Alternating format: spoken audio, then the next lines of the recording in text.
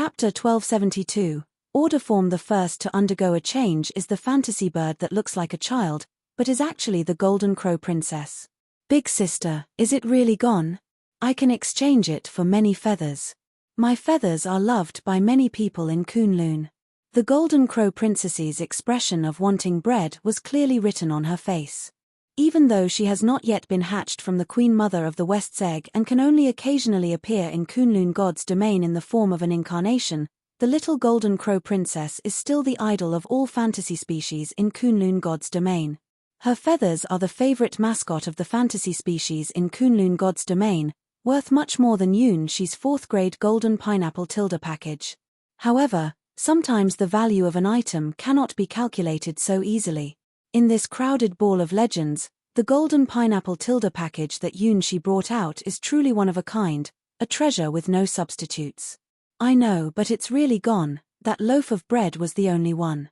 Looking at the tearful and expectant little Golden Crow Princess, she expressed his helplessness.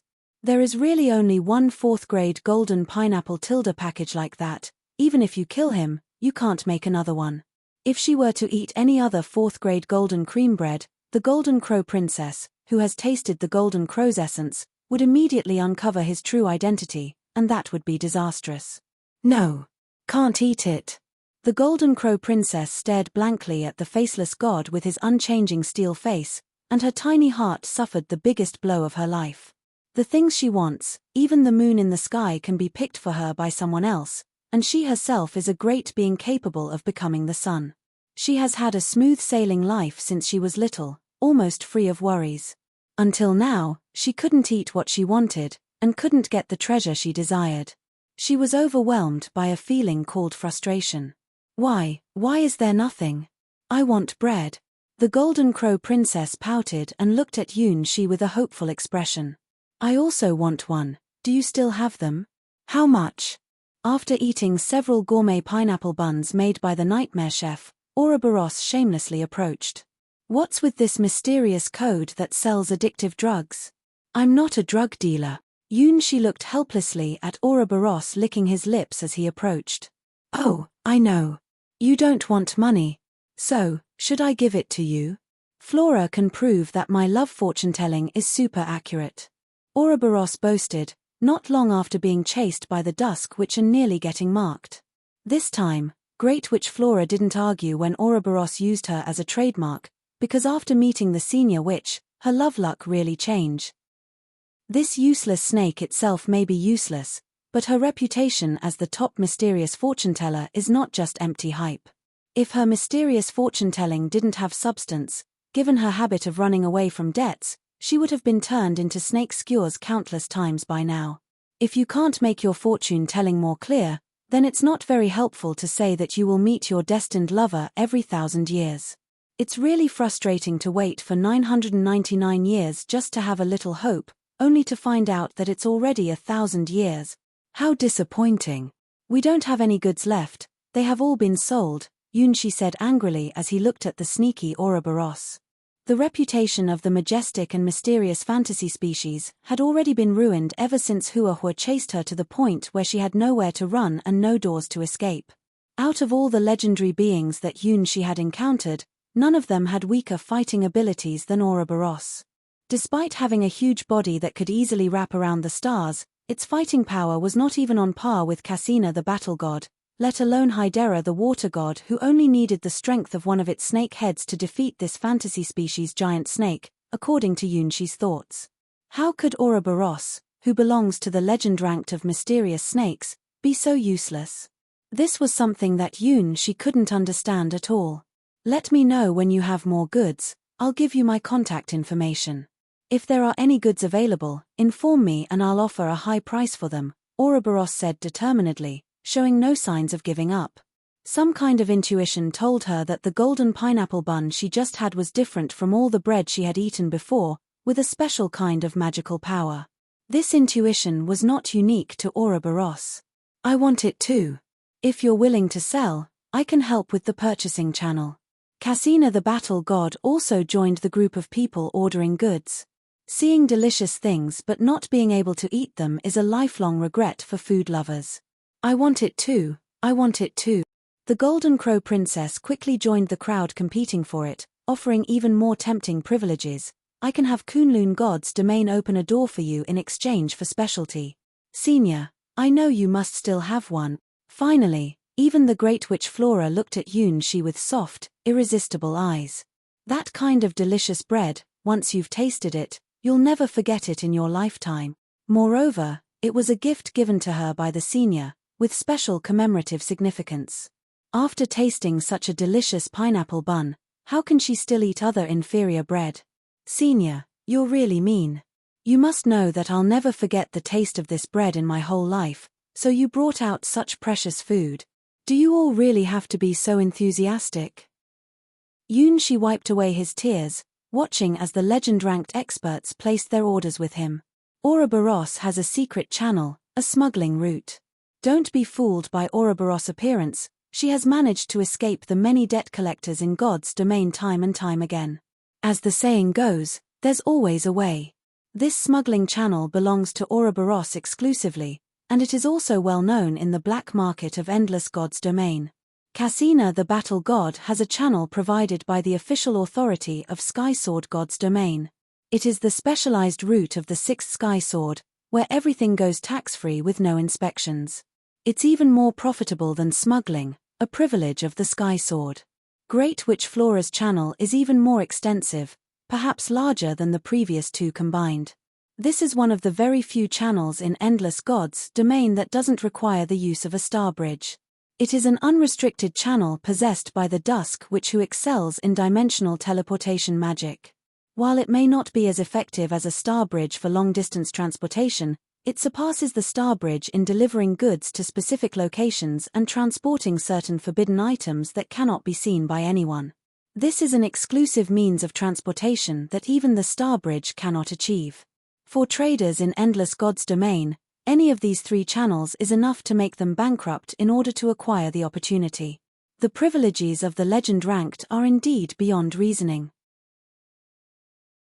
Chapter 1273 Chapter 4 Channels. One more, but there are also more than the legendary privilege of these three, and even one of them is the privilege of the Big Witch who shuttles the dimension is even more unreasonable, more scarce channels. That is the external channel that Princess Jinwu is preparing to open to Yunshi, the Kunlun domain. C1 Wall 3 Chinese Network. This is Kunlun, a mysterious fantasy species that inhabits many legendary dreams. Even the Tianjian deity that has been born with 17 swords is incomparable. The entire Eastern Divine Domain is completely closed to the outside world, and the highest domain that the Star Bridge cannot connect with is the Dream Domain of the Seven Towers. Even a leaf of Kunlun's domain, a soil, and some people buy it at a big price, and this leaf is not guaranteed. This soil has a little breath of dreams, even pieces of hair. As the only known fantasy domain in the Eastern Gods with a large number of dreamy species, and the reputation of the Queen of the Kunlun Lord, the mystery of the Kunlun Gods is the top in the whole endless domain. Because the existence of the creation of the West Queen Mother in the Kunlun domain is not necessary to trade with the outside world, it can be self-contained. It can be said to be a perfect place. A channel that can enter and exit this fantasy domain. That is, how many big businessmen of the endless domain are dreaming, and the invaluable treasure of profit is uncountable. The opening of Princess Jinwu, even the of Cassina, is more focused on her identity. The creation crystal of her body is personally given by His Majesty the West Queen, which is equivalent to marking the Kunlun divine in this little princess. If someone dares to hurt her, just wait. Probably this is the meaning, even if you don't look at the power of creation, the light itself has a huge deterrent. I am afraid that even the abyss in the abyss, the monarch in the nightmare world, did not dare to do anything to the little princess. Then there will be goods in the future. I will ship it. I have harvested 4 different channels at a time, even if the smallest channel is also the black market, and I don't know what these channels mean. He simply memorized the contact information, coordinates, and secret numbers of these channels. After thinking about the future, the golden pineapple package will be sent out after time. Okay, be sure to give it to me first.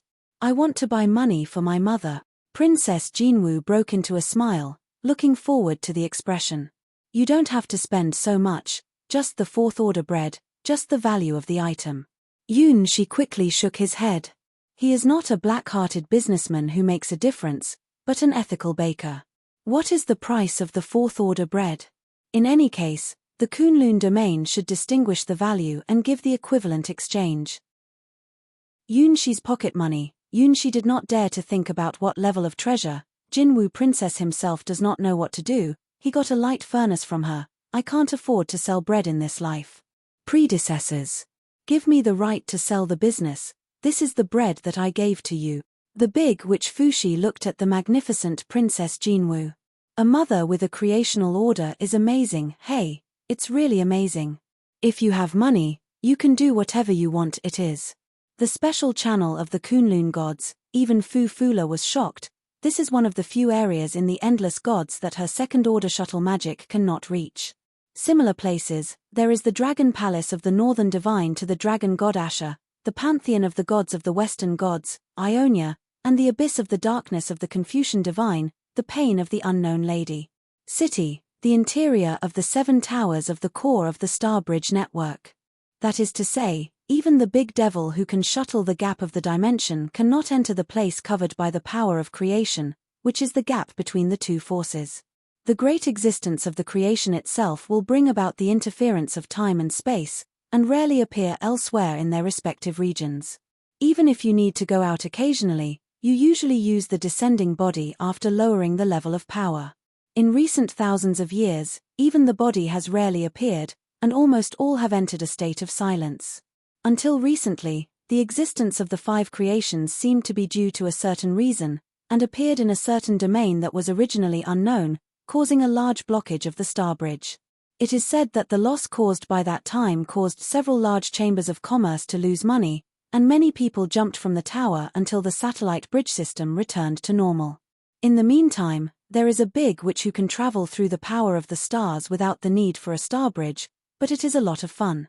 Compared with a channel that can trade with the closed Kunlun domain, the point she earned is really just a small amount of money. Who told people to have a mother of creation, and it seems to be the kind of daughter who loves her daughter. The predecessors earned this, and this channel is simply the same as a world tree, a cash cow that can continuously produce wealth.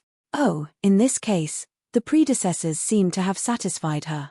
The conditions that seem unrealistic now may be the hardest. Well, no, how can I use this condition to ask the predecessors?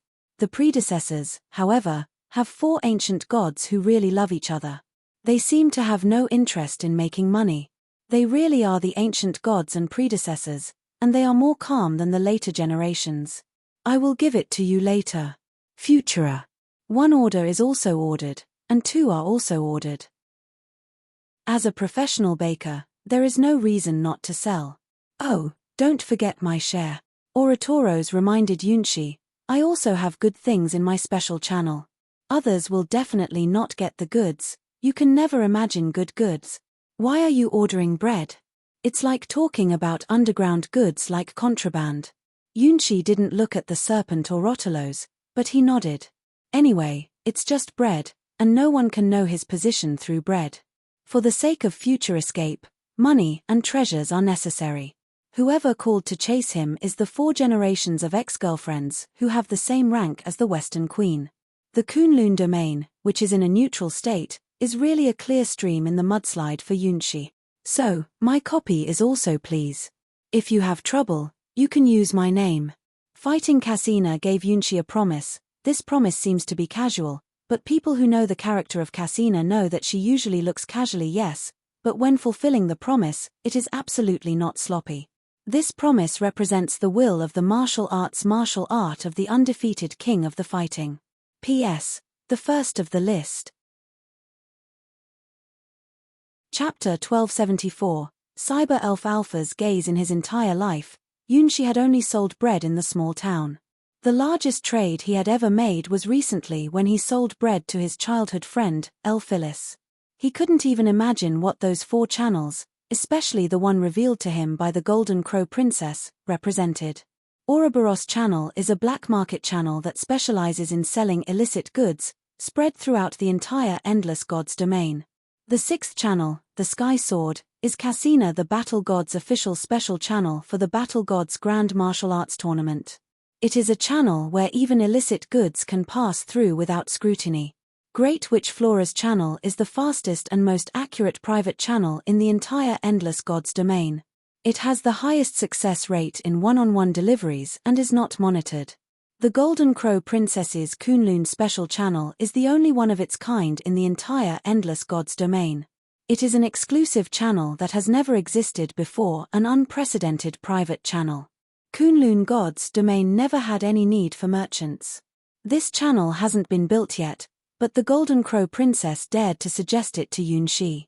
In the Kunlun Gods domain, whatever the Golden Crow Princess says, is considered the truth, the law. After all, she is the beloved daughter of the Lord of Kunlun, the Queen of the Western Palace, and the son of the Kunlun Gods domain. If she says it exists, then this special channel that doesn't exist yet will definitely exist. In other words, even before the end of Yunxi's ball, they've already negotiated 4 channels that are worth enough to drive the large merchant associations of the Endless Gods domain crazy. This includes the Kunlun Gods domain channel, which theoretically cannot be reached by any merchant association and doesn't actually exist. In the era of Endless Gods domain, where channels are everything, Yunxi now has 4 channels that can bring in unlimited money, even making those at the legend ranked tempted. Though his main intention was just to handle the orders for the 4 legend-ranked golden pineapple packages, without any other thoughts. Well, let's forgive Yunxi, who has never studied business. Goo goo. After placing the order for the golden pineapple packages, Ouroboros returned to the other side of the table, satisfied, and continued to eat and drink. I never thought you liked bread so much. Casina the Battle God seemed curious about Ouroboros' preference for bread. I used to not like bread at all, but this one is different, completely different. Ouroboros was drunk, with a hazy yet changing gaze. Commonly known as being drunk. You feel it too, seems like it's not just an illusion. Casina the Battle God also found it strange. She hadn't eaten many legend-ranked delicacies in Endless Gods domain, since that kind of lifestyle profession didn't really exist. She had tried many delicacies within the hero-ranked field, like the current appetizer, shredded squid, which was one of her favorites. The ingredients were supposedly prepared from the tentacles of some inferior evil god from the abyss. Due to the strong vitality of those evil gods, even if their tentacles were cut off, they would quickly regenerate. Hunting the tentacles of inferior evil gods was a popular side job for newcomers aiming to advance to the legend ranked. This was probably the easiest to obtain material for the legend ranked in Endless Gods domain. After detoxification and curse degradation, these evil gods' tentacles could be baked into delicious shredded squid, the pinnacle of hero-ranked appetizers. However, ease of acquisition for the legend ranked was relative. In reality, these shredded squids were quite valuable. In the past, when Casina the Battle God was short on money, she would sell some of these tentacles from the abyss. Today she ate a lot of squid fillet, which is worth more than a whole city. Only a party like Red Heart Queen's Masquerade would generously provide so many high-quality hero-ranked foods for the guests to enjoy. If it weren't for the smell of Yunxi's bread, both Ouroboros and Casina the Battle God would have been very satisfied with the food at the dance. Oh, why was there that bread? Casina the Battle God looked sadly at her empty wine glass. Not being able to have something makes one crave it even more. If she had known that there was only one bread, she might have tried her hand at being a bread-stealing expert. She had more than 70% confidence in snatching it, even if her opponent was Great Witch Flora. Buzz, buzz, buzz. Dim starlight spread from the maple leaf gate in the sky, announcing that another guest had accepted the invitation from Red Heart Queen and would be crossing billions of galaxies to reach the venue. This is a divine smell that I've never smelled before, and it's very new too. Ouroboros looked at the door that was about to open, guessing the identity of the one coming. It really is new, a completely unfamiliar smell. Casina the Battle God glanced at the faceless god. Unlike this god with an ancient divine aura, the divine aura coming through time and space this time is very, very new. Becoming a god is not easily achieved. Without enough legends, it often takes tens of millions of years for a new generation of gods to become gods. Every new god is a big event in the whole endless gods domain. However, the god who is coming has no trace of the long years of sedimentation like the faceless god. They are a genuine new era god. Moreover, they possess completely different divine characteristics from all the gods that Cassina the battle god knows, carrying some kind of new rules of divinity. I know. It's her. The youngest successor god. Flora lifted her head. As the great witch who can travel through dimensions, she knows the features of all the gods in Endless Gods domain, including this special newly born god. Alpha, the newest generation god born from the god crystal, the ultimate fantasy of the scientific gods domain. Yunshi's body shook, and shook again. Can it be? Is that Alpha, the cyber elf Alpha from the Starry Sky chessboard? What's going on with this Red Heart Queen's ball? Why are all these people attending? Aside from Great Witch Flora, the others are all very dangerous. It would be disastrous if their identities were exposed. Countless codes fell like symbols, then converged into the shape of a silver cyber elf. Cyber elf Alpha has arrived. Silver hair, bare feet, with endless data flashing in her eyes. The moment cyber elf Alpha arrived at the ball, she fixated on someone who resembled herself. With silver features, wings adorned with golden red ornaments, and a certain non-human texture, she looked just like the perfect puppet imagined by humans. Who are you? Where are you from? Why is it like this? Cyber elf Alpha stared at the silhouette closest to her at the ball and asked. Chapter 1275, A Dangerous Question. She is very nervous. The disguise of the faceless god fooled Great Witch Flora, fooled Ouroboros and the teacher Cassina the battle god who knew him, and even fooled the Golden Crow princess who had eaten his bread. Except for cyber elf Alpha, Yunshi was uncertain. It can be said that among all the legend-ranked beings that Yunshi knew, cyber elf Alpha was the most unique deity, perhaps even one of a kind. The ultimate fantasy of God's domain in science, claiming that as long as there is enough computational power, there is nothing that cannot be computed by the new generation gods. Modeling the entire human population of mechanical gods domain and watching them destroy themselves over and over again, only to find the best solution to a problem. Maybe she figured something out. Yunshi felt, for the first time, that even the disguise of the faceless god wasn't enough to be safe. He instinctively sensed that the way cyber elf Alpha looked at him was different from how she looked at others. That was a scrutinizing gaze, trying to uncover all his secrets. In cyber elf Alpha's eyes, there was no problem that couldn't be solved with computational power. If not, then it must be because the computational power is not enough. This truth is also the ultimate fantasy of mechanical gods domain science, which is based on having unlimited computational power, analyzing all the world's rules, and reaching the essence of everything. The birth of cyber elf Alpha's mechanical gods domain has set it on a different path, where every day brings new changes. I am. Yunshi was thankful once again that he was inside the faceless god, otherwise his expression would have given him away. Alpha, this is not mechanical god's domain, you don't have such terrifying power. Flora stepped forward and expressed her hostility towards Alpha. This hostility came so suddenly that even Flora herself found it strange, but she felt threatened by cyber elf Alpha. Her gaze towards the senior was very special. This is not good at all. Flora. Dusk Witch. Just like Great Witch Flora who had contact with all the gods, cyber elf Alpha also had all known information about the legend ranked. Well, except for the Starry Sky chess master whose true identity is unknown, there is very little information. Among them, the materials about Great Witch Flora are ranked very high among all the legend rankeds. Among all the great witches in the witch god's domain, she is the only one who possesses the eternal magic of dimensional travel, and is known as the Dusk Witch. When she is kind, she will save the people of a country at any cost. When she is cold-hearted, she also kills millions of contaminated humans with her own hands. So her group is a chaotic neutral, she is a mysterious and changeable witch.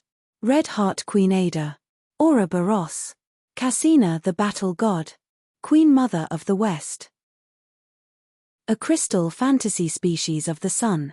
Apart from the nearly blank information about the faceless god, cyber elf Alpha accurately identified all the attendees of the Red Heart Queen's masquerade. Only the faceless god gave her a feeling of similarity yet complete strangeness. This is the Red Heart Queen's ball. Don't get too arrogant, Alpha. Flora herself didn't know why, but she became uneasy when she noticed Cyber Elf Alpha staring at Yunshi. Why? Even though it was the first time experiencing the beauty of love and understanding what their ideal lover might be like. It was supposed to be a happy time, but Cyber Elf Alpha came and shattered that happiness, making her feel so anxious and uneasy. Senior, why aren't you speaking? Why aren't you looking at me? This new generation deity, who clearly hasn't even developed properly, can't be as good-looking as me. I was the first to come, the person closest to the senior. I apologize for my rudeness. Cyber Elf Alpha nodded. Just like Flora, she found that her calculations had some small errors. Leaving Mechanical God's domain and coming to this special Red Heart Queen's masquerade seemed to have caused a partial decrease in her computational power. Especially when interacting with the unknown deity over there, with a steel body and a girl's face, she always felt that her calculations were a bit chaotic. Did she catch some unknown virus when she was traveling through space? Even though there was no large-scale supercomputing involved, and there was no pressure like playing against the Starry Sky Chessmaster, there is no other explanation besides a virus. Falling from the sky, Cyber Elf Alpha's snow-white feet hovered about 5 centimeters above the ground as she naturally joined the side of the faceless god, the Golden Crow Princess, and the Great Witch Flora. Are we really so unwelcome? Ouroboros, who was drunk, looked at Cyber Elf Alpha, who wasn't coming over, with a look of distress. They don't drink, do they? Cassina the battle god shrugged.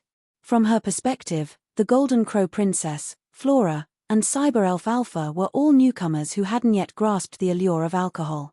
Burp also without having a drink, the year hasn't started. Ouroboros, who was already letting loose, blinked and continued to drink excessively. Well, even if I get drunk, with Cassina the battle god around, I'll be fine even if the sky falls. I'll just focus on eating and drinking. What a terrifying Azura scene. Yunshi, with tears in his eyes, looked at the teams on the left, right, and center. On the left, there was the Golden Crow Princess, who was biting her finger and curiously looking at him. She was definitely the daughter of the Queen Mother of the West, who should not be provoked. The person on the right looks very calm, but always stares at him, as if trying to see through Cyber Elf Alpha disguised as the faceless god. In the middle is someone who looks a bit unhappy, but also filled with anticipation, the Great Witch Flora. I'd like to ask, how can we be friendly to the 3 people at the legend ranked, a fantasy creature, a deity, and a great witch? Senior, please continue telling me how to fall in love. I want to know more and more about you, Senior. For example, what does your ideal lover look like? Flora gathered up her courage and launched a series of attacks on Yunshi. Yes, defense is not her strong point, but the Dusk Witch is a fearless great witch who defeats all opponents with powerful magic like a storm. Whether it's in battle or in love, she will never retreat, otherwise she wouldn't actively seek Ouroboros to divinate her future. My ideal lover. Yunshi paused, then inexplicably felt many gazes, almost the gazes of all the guests at the Red Heart Queen's masquerade. Can I not answer this question? Chapter 1276. Their Lover's Appearance, Part 1, Pressure. Incredibly enormous pressure. Yunshi had never thought in his whole life that he would say his standards for an ideal lover in front of 5 legends of rank. Moreover, does this kind of thing really have any reference value? Clearly, everyone has different standards for an ideal lover. Some people like girls who are busty and innocent. Some people like girls with long legs, perfect figures, who can sing and dance. Some people who have a special liking only focus their gaze on small girls who are as tall as their own chest. Even women who are completely washed up and love to drink alcohol all day are not without admirers. In short, it can be summed up as different strokes for different folks. But why does he always feel like his answer will cause a major accident? I need to carefully consider every word and sentence when talking about my ideal lover. Yunshi thought countless times, so as not to cause any misunderstandings, you don't need to be exceptionally pretty. The Golden Crow Princess nodded as if she understood. Flora revealed a confident smile. Ouroboros was dead drunk, Cassina the battle god perked up his ears, and Cyber Elf Alpha seemed lost in thought. Why are you all so engrossed in listening? It's just a trivial love lecture, on the same level as Love for Dummies. Why are you, the legend ranked, listening with such relish? She was on the verge of collapse. He should have kept his mouth shut and not tried to comfort the seemingly dejected Great Witch Flora. If he knew it would turn into this situation, he wouldn't even open his mouth. You don't need a special identity or status. She still didn't know Hua's true identity, his childhood sweetheart, but that didn't stop him from liking her. He liked her so much that he couldn't restrain himself, even if he knew they might separate in the future. Every time he gave her the bread he made with his own hands, her happy expression made him feel like he wouldn't regret it for the rest of his life. Yes, that's right, race and identity are not a problem. Big Sister is amazing. Children have the purest thoughts, and their way of love is different from adults. It's so innocent and adorable. Do race and identity not matter? For Great Witch Flora, understanding such concepts used to be a bit difficult, but now she understands. The one who broke the wall she had built around herself was either someone else or a divine predecessor in front of her, different in race and identity. The topic of love. Cyber Elf Alpha seemed to understand the reason for this gathering only now. For her, it was also an unfamiliar field. Is love necessary for Cyber Elf? In the data stored by the quantum computer group on the star planet, there are countless literary works about love. But for Cyber Elf Alpha, they are just groups of simple data. Cyber Elf Alpha's impression of love is largely influenced by the natural behavior controlled by hormone secretion and the desire to reproduce offspring. However, now she has doubts. The Great Witch of Witch God's domain, Dusk Witch Flora. The princess from Kunlun God's domain, protected by the power of creation, and a divine bird. Do they, like humans, also engage in acts of love driven by uncontrolled hormone secretion for the sole purpose of reproducing offspring? No, it's not possible. Beings of the legend ranked have entered the concept of eternal immortality, field, and are not controlled by simple physiological desires. Especially the Golden Crow Princess, who doesn't even have a true form now, but is only an incarnation formed by the pure power of the sun. The physiological impulses that humans cannot resist simply don't exist in beings of the legend ranked. Even the heavily drunk Ouroboros over there was not captured by the desires of the body but willingly immersed themselves in the pleasure brought by the wine. It goes without saying that Cassina the battle god is definitely not someone who gets distracted by alcohol. They are just simply enjoying themselves. Therefore, it can be concluded that the concept of love in the legend ranked is not based on physical desires, but on a higher level of understanding. In this case, even as a cyber elf, she is not incapable of falling in love. So, who among all the people here has the most experience in love? The answer pointed to the faceless god, which is Shi. Necessary courses and studies are rare challenges for Cyber Elf Alpha, who possesses immense computational power. The world of love in the legend ranked is one such problem that cannot be analyzed in this world. After all the problems related to the concept of the legend ranked are difficult to solve and are a field that Cyber Elf Alpha pays great attention to. The person I like is full of vitality. Shi racked his brain, trying to depict an ideal image that is both intimate and gentle yet resilient. The person who is closest to this image is his true first love since childhood, Hua, but mixed with the image of another dream lover, Lilibet the guarding sky sword. Someone who makes me feel a strong attraction when they have confidence. Let's try to think about a vague goal and give a possible solution based on the topic of an ideal lover and our own experiences. For Shi, who hasn't finished studying calculus for monkeys, putting together this answer really killed a bunch of brain cells. Full of energy, confident. Flora straightened her chest proudly, representing her extraordinary magical talent, which flickered with each movement. So energetic and confident. Chapter 1277, Their Lovers Look, Part 1. By then, I will make the world full of suns. There was an explosive speech. This world is such a nightmare, with a bunch of suns in the sky, it's impossible to find a way to survive.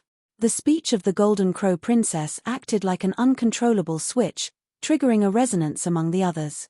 Even though she didn't ask a single question about what their ideal lover looked like, the performance or, let's say, the confessional gathering started right away. The second one to appear was Dusk Witch Flora, She's good student from the witch god's domain. My lover should be calm and composed just like Senior. No, it's not true. I'm not calm and composed at all. In fact, I'm so overwhelmed that I feel like I'm about to explode. If it wasn't for the disguise of the faceless god, you would see beads of sweat all over my forehead right now, Flora. Don't let the impassive expression of the faceless god mislead you. Actually, you don't need a lot of wealth. It's enough to have a way into Kunlun god's domain. That channel, isn't it used for delivering golden pineapples? Shi, who knows nothing about the endless god's domain business system, is completely confused. The school in compulsory education doesn't teach students about this level of interstellar trade. It's the most top-notch course in the highest-level educational institution in the endless god's domain. It's really hard to make a baker who has only sold bread understand the value of the exclusive trading rights and special channels in the Starbridge era. It's a topic that could fill hundreds of books. The most important thing is to care about people, just like the Golden Crow Princess. I want to feel that he is special. Flora, like the Golden Crow Princess, also dreams of a future with her lover. In spring, I will take him to see the blooming flowers in Eastern God's domain and drink tea under the pink petal-filled trees. In summer, I will wear a cute swimsuit and swim with him in the Oceanic God's domain, diving to catch octopuses. In autumn, I will take him to a God's domain filled with lots and lots of delicious food, so we can taste culinary delights from all over the endless God's domain. In winter, I will go with him to see the aurora, have a picnic in the snowy wilderness, and enjoy our time alone together. No matter the season, I want to create beautiful memories with him. Every day is a brand new day. Endless God's domain is so big.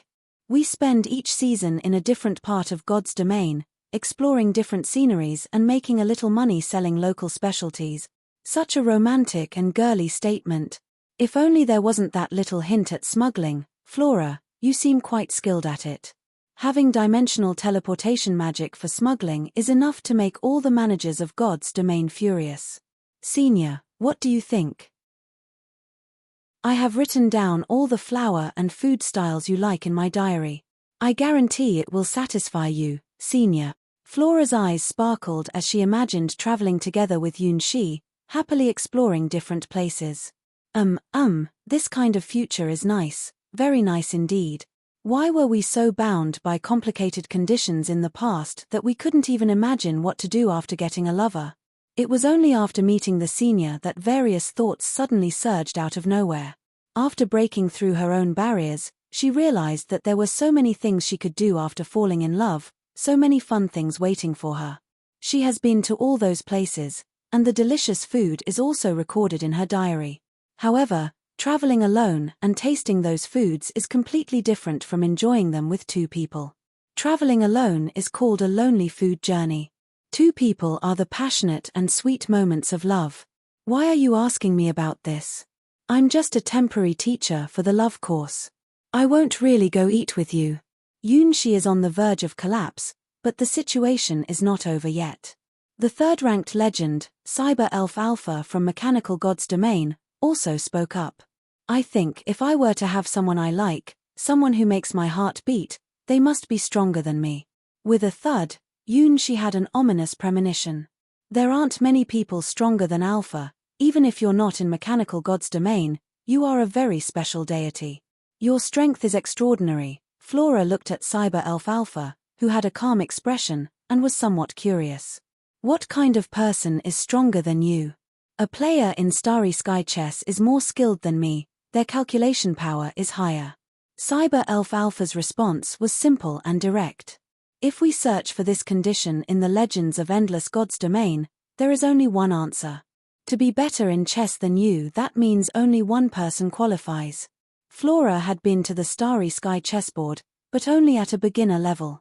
Unfortunately, dimensional space magic requires more perception rather than calculation power. She is not renowned in the legend ranks for her calculation power. Most of the great witches in Witch God's Domain are like this. Their strength is known for being mysterious and cannot be compared to Cyber Elf Alpha, who excels in the field of science. On the Starry Sky chessboard, only one person has defeated Cyber Elf Alpha, and that is the legendary Starry Sky chess master, A Cloud in the Sky. Yes, only that person meets the qualifications, and whenever I play against him, I always feel strange. Heart beats faster, thinking process breaks, collapse, chaotic. That should be the feeling of love, Cyber Elf Alpha replied seriously. No, that's just you causing a circuit break in the chess game, it's not some feeling of love.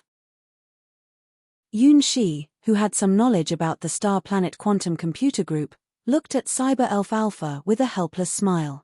It's just being obsessed with playing chess, what does that have to do with love? And you still have a serious expression on your face.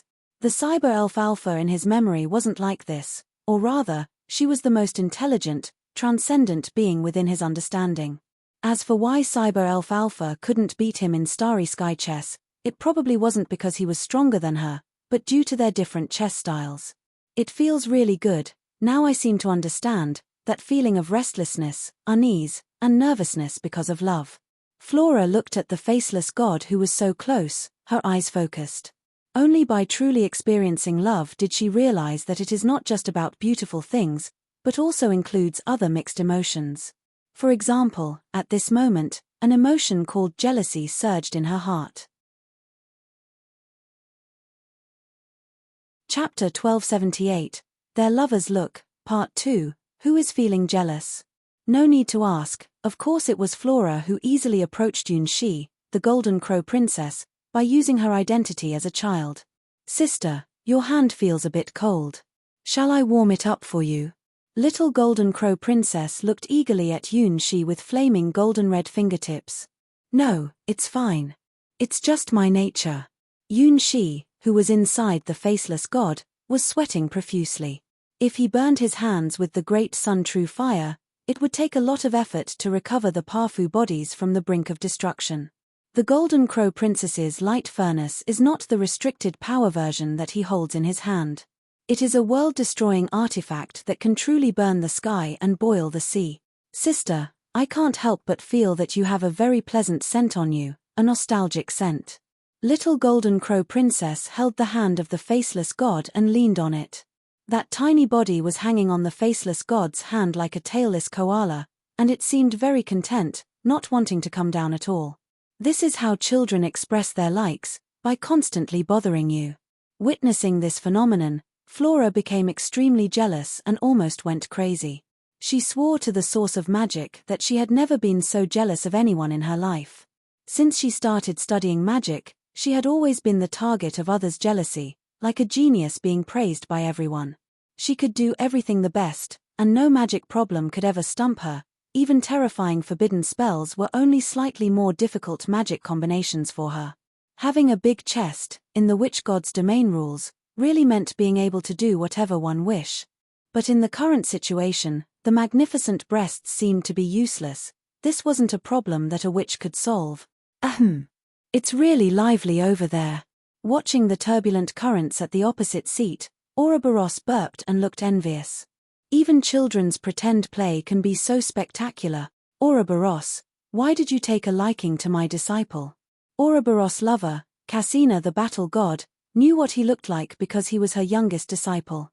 How should I say it? It's fate, or maybe love at first sight.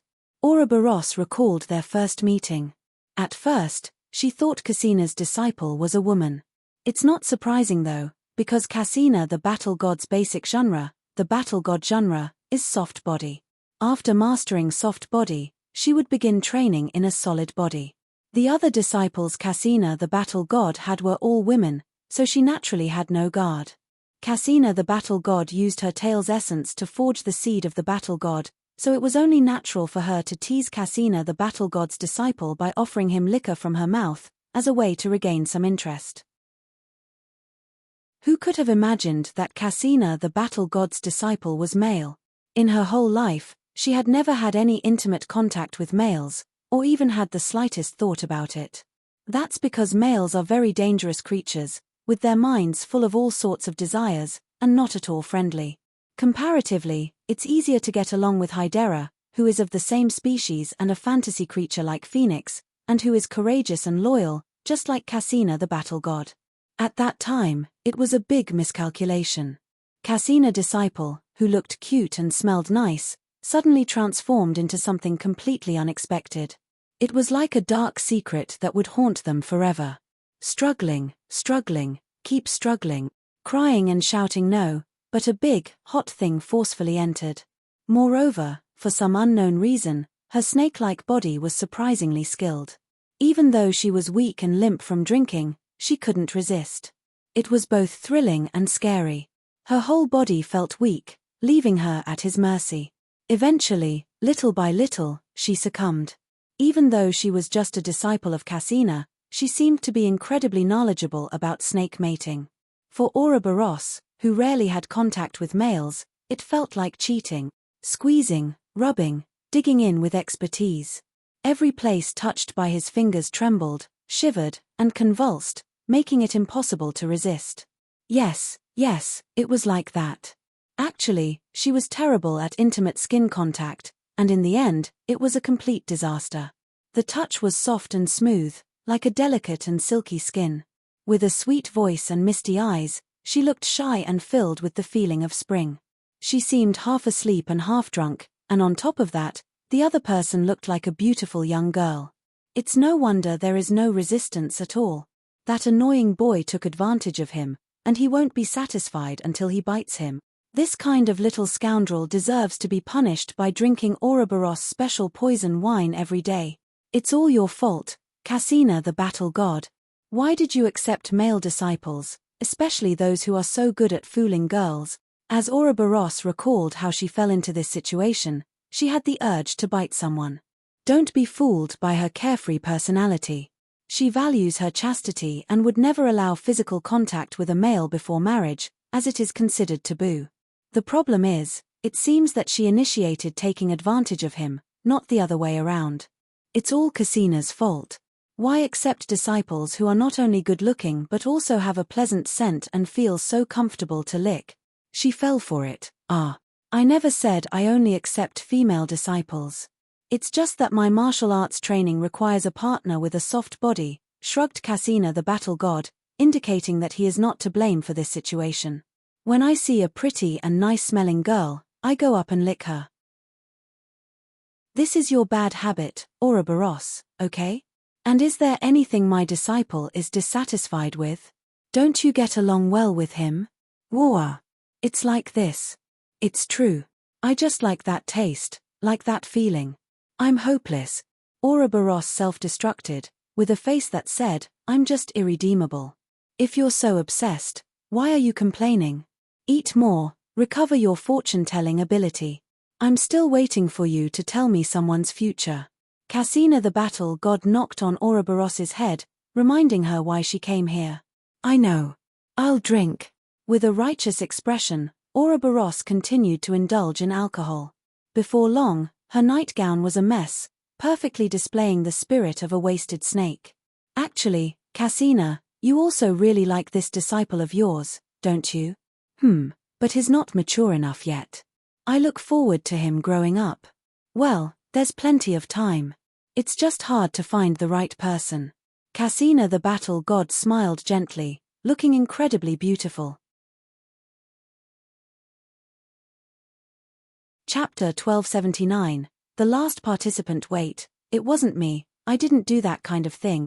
Ouroboros and Cassina the battle god had a conversation with no secrets. Even Yunshi, with just a little thought, would know who the supposed smallest disciple of Cassina the battle god is. When did he do all these things to Ouroboros? It wasn't just being drunk and getting tangled up together for a while, only to be killed by Hua afterward, right? It sounds as though he completely devoured Ouroboros, but he didn't really go that far. He just reacted instinctively with his body. Those actions, only when he was with the Lamia brides in the water god's world. It seems like things have gotten a bit messy. His hazy memories gradually became clearer. If it weren't for the disguise of the faceless god, Yunshi's blushing face would have been exposed already. By the way, has the last participant been decided yet? Ouroboros, already heavily intoxicated, looked up at the silent sky. On the Red Heart Queen's masquerades list of the legend ranked, there was a Red Heart Queen's blood wine with a resurrection effect, which even caught the attention of the Great Witch Flora, Cassina the Battle God, and Cyber Elf Alpha, all of whom are highly ranked legendary delicacies. Even the strongest of the legend ranked should find it difficult to resist this temptation, but since a while ago, there hasn't been any sign of the maple leaf door opening. It's a bit strange, the ball should have started a long time ago. Cassina the Battle God also had similar doubts. The invitations to the Red Heart Queen's masquerade are randomly distributed, but there have always been plenty of legend-ranked guests willing to attend. This ball is for 7 people, and 6 participants have already taken their places, leaving only the last seat undecided. Who will be the final guest? Buzz, buzz, buzz. Among the gaze of everyone's attention, the door finally appeared in the sky again. Just this time, the opened door was completely different from the previous times. 2 different glows fiercely intertwined around the door, exploding and making the maple-colored door very unstable. Oh! Ouroboros dropped the wine glass in his hand, staring in shock at the difficult-to-open door. How could it be? Cassina the Battle God furrowed his brow, seeming somewhat troubled. Drip. Confirming the plural responses of the legend ranked, searching for matching features. Cyber Elf Alpha's eyes were filled with countless data streams, quickly building relevant data models. In Endless Gods Domain's known legend-ranked database, there happened to be 2 individuals whose presence matched the leaking aura from the maple door. Pafu. Pafu. Pafu. Inside the faceless god, Pafu, who was inside Yunshi's precious jade, jumped out and shouted excitedly. No way. Yunshi held his forehead, thinking that it was surprising enough that Ouroboros and Cassina the Battle God came, but how did this person end up here? Was she also invited by the Red Heart Queen? This smell. I've smelled it before. It was beside my mother. The Golden Crow Princess, who held onto Yunshi's hand tightly, had a keen sense of smell and immediately recognized the familiar scent. Even the Red Heart Queen, the ruler from the nightmare world who hosted the ball, stopped her spinning dance and looked up at the maple leaf doorway that seemed like it could break apart at any moment. There was a hint of regained clarity in her intoxicated eyes. The person on the other side of the door was someone she knew. They were both part of the Abyss faction, but also had some element of order, making it a very contradictory existence. However, she was not the only one. Whoosh, whoosh, whoosh. A large amount of green spores fell from the sky through the partially open maple leaf gate, releasing a strange and eerie aura that seemed to distort the entire world. Cassina. Ouroboros quickly ran behind Cassina the Battle God without hesitation. This guy was not to be messed with. You always seem to stir up trouble. Cassina the Battle God shook his head, raised his hand high, and then slammed it down. Like a tidal wave flipping over, a surge of air shot into the sky, turning all those strange green spores into powder and blowing them to the edge of the world. Flora saw the reflection of Great Crow in her eyes as 3 consecutive space blades struck the shaky gate. This was the Dusk Witch's intuition. The last guest was not friendly, unlike any other guests, a highly dangerous opponent. Quantum flow, converge. Cyber Elf Alpha's fingertips danced with massive streams of data, converting most of the spores in the sky into virtual data, then converging them, ready to thoroughly study these strange creatures. Annoying thing, go away, the Golden Crow Princess waved her little wings and instantly a pillar of fire, connecting heaven and earth, exploded, burning all the spores that had escaped the net into nothingness. Yunshi said, looking like he didn't need to intervene. And upon seeing these green spores, he finally confirmed who the last participant of the Red Heart Queen's masquerade was. The green spores that could instantly destroy a world, if they landed on the ground, would transform the entire ecological structure of the world, leading to a catastrophic end of the world. Among all the legendary figures he knew, there was only one with such characteristics, and with Pafu, who was extremely excited at the moment, it meant she hadn't escaped.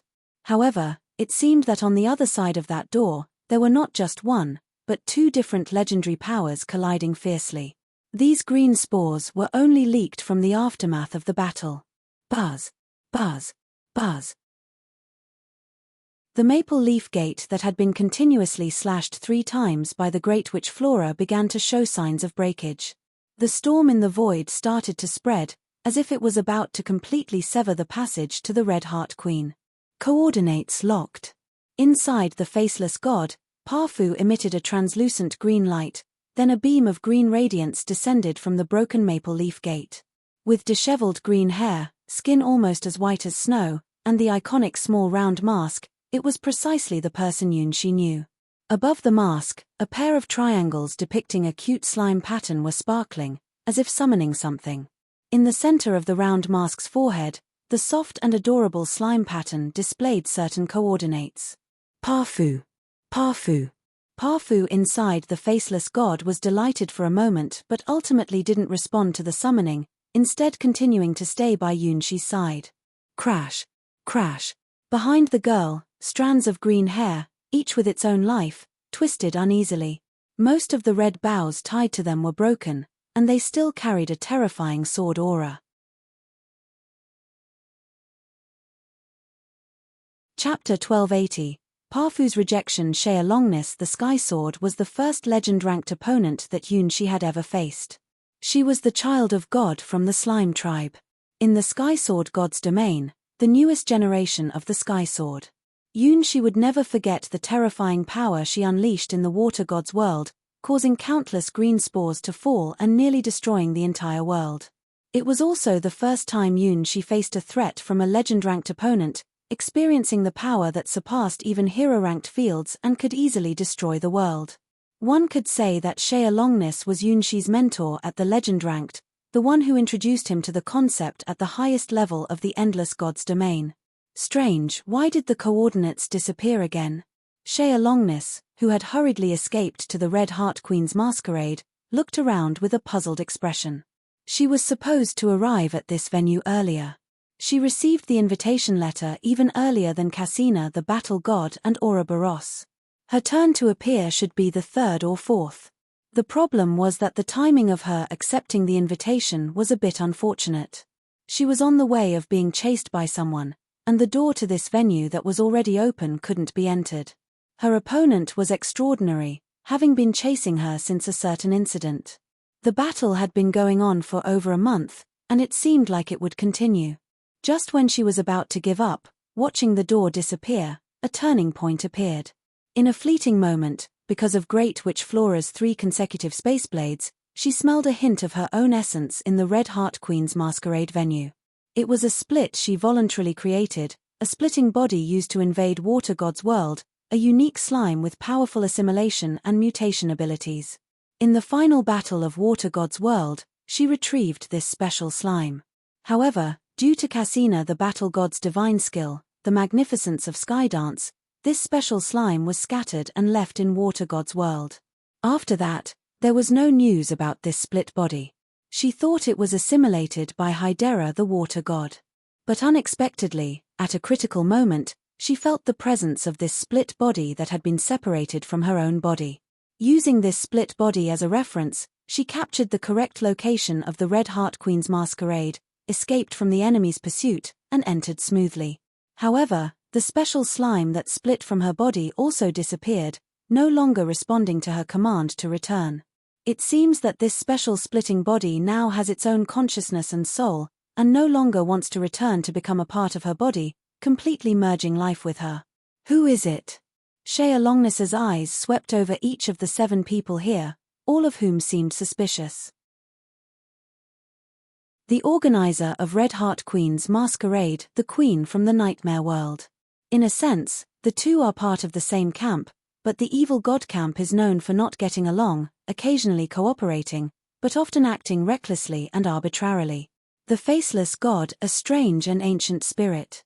The legend ranked that leaves no impression, possibly even older than the twilight of the gods. How could such an antique join the Red Heart Queen's party? The little golden crow princess, a fantasy creature I've never seen before. Carrying a formidable power of creation, undoubtedly a living being protected by the Eastern God's domain, the Queen Mother. Even she doesn't want to provoke this trouble. The famous and powerful Dusk Witch, Great Witch Flora.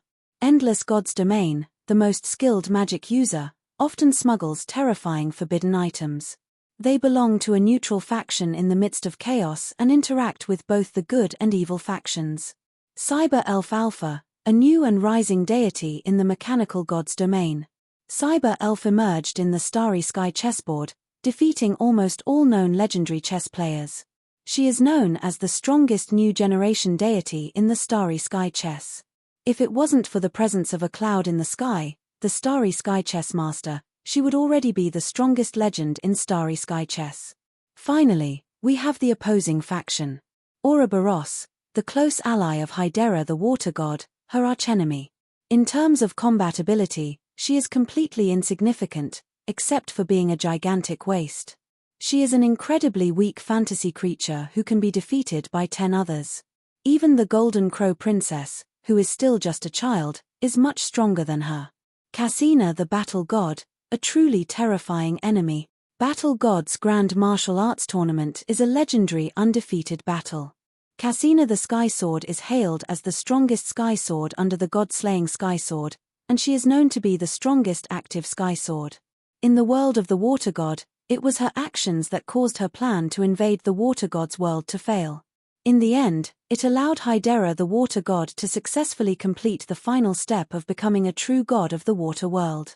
Overall, there was one person on the same team as Abyss Sovereign Ada. For individuals from neutral and unknown teams, a silver-white ancient god, a young princess of a fantasy species, Great Witch Flora, and Cyber Elf Alpha. 2 individuals from the opposing team, Ouroboros and Cassina the battle god. Whose body did the slime, which evolved from her split body, end up on? Return and reunite. Shaya Longness snapped her fingers, giving the order once again. This command could not be disobeyed by any slime because Shaya Longness, who gave the order, was the child of God and the future sole deity of the entire slime clan. Pafu. Pafu. Hiding inside the precious jade in Yunshi's chest, Pafu let out an excited but proud voice. Pafu, who originated from a part of the sky sword Shaya Longness the slime's torso, has now embarked on a completely different path from other slimes. Becoming Yunshi's pet, Pafu, who has fused with some of the flesh of the star-hunting dragon Mew Mew Narable, has become accustomed to being Yunshi's assistant and is also evolving towards a higher form of life. Pafu holds deep respect for its original form, Shaya Longness the Sky Sword, almost like a mother figure, and if Shaya Longness is in danger, it will help. However, the idea of returning to the body of Shaya Longness the Sky Sword and merging as one will never happen. Similar to a child leaving its mother's embrace and embarking on its own journey in life, Pafu will never return to its mother's body. This goes against the nature of the slime race, but Pafu can no longer be considered a regular slime. Having received the power of the stars and possessing the power of the dragon jewel, Pafu has transcended the limitations of the slime race, and its species value has risen to an unimaginable level. The command for the return of Shaya Longness the Sky Sword is destined to fail. Why, refuse my command? Shaya Longness puzzled, as Endless God's domain had a disobedient slime, and not just any slime, but a slime that had separated from her own body. Chapter 1281. The Pursuer No Response. This was really surprising to Shaya Longness. If it wasn't for her actually escaping from the enemy's pursuit through the connection coordinates between herself and her split body, she might have thought it was just her imagination. In this world, there would still be slimes that don't listen to her commands, and they even split directly from her body. To split this special slime and carry out a secret infiltration plan into the world of Hydera the water god, she had put in a lot of effort, and the split part was still a very precious body position. The 7 dancers for the ball have all arrived. Senior, please be prepared. Flora sat by Yunshi's side, waiting for Red Heart Queen Ada to announce the start of the ball. Each edition of the Red Heart Queen's Masquerade has a limited number of participants, and now there are 7 seats at this long table, representing the 7 guests of this ball. Faceless God, Great Witch Flora, Ouroboros, Cassina the Battle God, the Golden Crow Princess, Cyber Elf Alpha, and the slime Shaya Longness the Sky Sword. The 7 guests have already arrived, and thus Nightmare Sovereign's ball will officially begin. This is my first time joining this dance party. Is there anything I should pay special attention to? Yunshi had no knowledge of the legend ranked, And he didn't even know what rewards the Red Heart Queen's masquerade had. What you should pay special attention to is the upcoming challenges. Each challenge is different, but there are mostly common elements. Every Red Heart Queen's masquerade has a theme. Flora educated Yun-Shi about the general knowledge of the Red Heart Queen's masquerade. This is a real secret, known only by a very small number of people who have participated in the Red Heart Queen's masquerade and survived. However, she was a bit confused as to why the party had not officially begun. Clearly, all 7 people had already arrived. In the middle of the party, the queen wearing a red dress slowly lifted her head, gazing at the broken sky. There, a deep red maple leaf door, which should have completely disappeared long ago, was glowing. It was already half broken, and even hit 3 times by the Great Witch Flora's spaceblade, so this door should have completely vanished. The problem was, the almost shattered door didn't disappear, but continued to stay there. Oh no! Shaya Longness quickly realized something and acted swiftly. Likewise, Flora also had a bad feeling as 3 black spaceblades were launched one after another. A large number of green spores and dark spaceblades simultaneously hit the maple leaf door that should have long been destroyed, almost turning it into particles of light.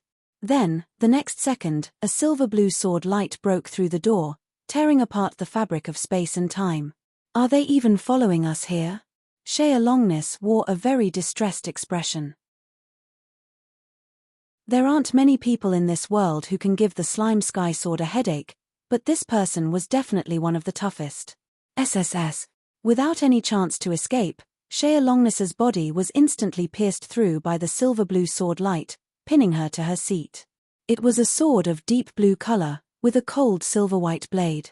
The ratio of the hilt to the blade was somewhat strange, with the hilt alone measuring over half a meter in length. The central area where the hilt and the blade connected had a round compass, with a gigantic keyhole in the center, seemingly sealing an unknown entity. Shaya Longness, the sky sword of the new generation in Sky Sword God's domain, had her body pierced by such a sword and firmly pinned to the ground. A lot of shiny chains appeared around the azure Excalibur, locking Shaya Longness tightly. Shaya Longness's braids started to split apart, struggling against the silver chains around them. Both sides were evenly matched, with some chains getting crushed and several braids being pulled off. This was a showdown between 2 legend-ranked individuals, and this kind of battle had been going on for over a month. The result of the battle was clear from their stances. Shaya Longness was the one being chased, forced to run away. Shaya Longness guilty. A figure, who had haunted Yun-Shi's dreams on countless nights, slowly emerged from the broken maple leaf door. They stared at the punished Shaya Longness with eyes as cold as if they were looking at something filthy. You chased me for so long just because I took a bit of your hair and materials. Isn't that a bit excessive?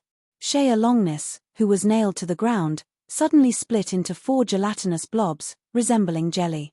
After bouncing a couple of times, the 4 green jelly blobs gathered together. With the gel blob wearing a small round mask as the core, Shaya Longness's body was reconstructed once again. The natural talent of the slime clan appeared, infinite splitting. Yun-Shi looked at this familiar skill, confirming once again that this was indeed the slime known as Shaya Longness the Sky Sword. Similarly, the identity of the last person to break into the Red Heart Queen's venue through the Maple Leaf Gate was confirmed. The oldest Sky Sword in the Sky Sword God's domain, the Guardian of the Sky Tower, the Azure Sword user Lilibet the Guarding Sky Sword. From a long, long time ago, even before meeting Hua Hua, she would always appear in Yun-Shi's dreams. At that time, Yun-Shi didn't know her name or the mission she carried. Again and again, he saw the figure of the girl in his dreams.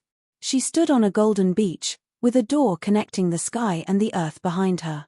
3 strands of ice blue hair stood in front of her forehead, long braids hanging behind her, sleeves adorned with steel blue gems, and sword-shaped ribbons hanging from the hem of her skirt, always looking coldly at her. The azure sword in front of her emitted a daunting aura, and whenever a shadow-like object approached, she would draw the sword and eliminate any unwelcome guests. You've killed me dozens of times already, so you shouldn't have so much free time to bother me. Lilibet, is your guardian not working anymore?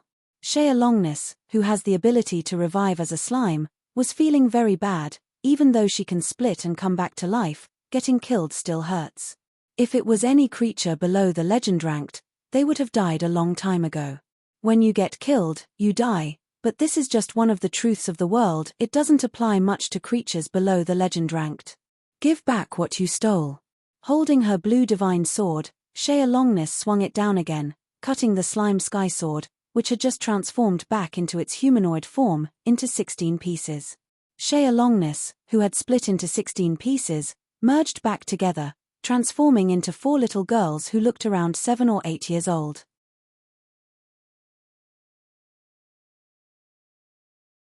Chapter 1282. Everyone gathered. Shaya Longness, who had split into 4, stared straight at Lilibet, who had been chasing her. Although they were both sky swords, Shaya Longness, who hadn't officially become the guardian of the Sky Tower for as long as Lilibet, was slightly weaker. However, she still had some ability to fight back. The reason she had fallen to the point of having to escape was because she had used the Sky Sword for something else, preparing the body for her only daughter, White Moon. The puppet makers in Doll City were boasting about their skills, but when it came to actually doing something, they were all useless. They wasted countless moonlight branches and precious materials, and couldn't even complete one hand of White Moon. This made Shaya Longness so angry that she almost wanted to go on a killing spree in Doll City. In the incredible world where White Moon was created, the prince who made her body was much better than those puppet makers. Unfortunately, even Shaya Longness couldn't find any trace of that mysterious world. It felt like a beautiful but unreal dream, and White Moon was the precious treasure born from that dream.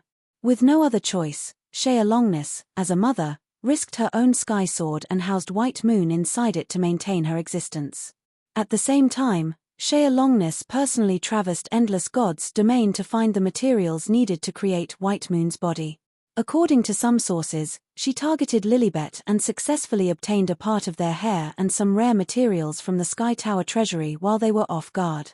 The result? She has been hunted by Lilibet for over a month now and has been killed over 40 times. This is because she is a child of God from the slime tribe and has the natural talent of regeneration, allowing her to come back to life even after dying so many times.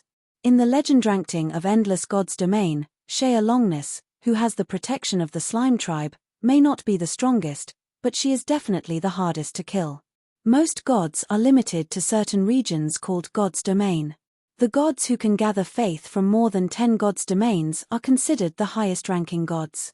The Slime Clan, who believes in Shaya Longness and is willing to sacrifice their lives for her without any complaint, can be found all over the Endless God's domain. There are even a lot of slime clans in the Unknown Star domain beyond the Endless God's domain. In theory, as long as there is one slime alive, Shaya Longness can keep resurrecting. Lilibet killed Shaya Longness 40 times, only consuming a small portion of Shaya Longness's life points. This number will soon be replenished by the newly born slimes who are striving to breed and grow.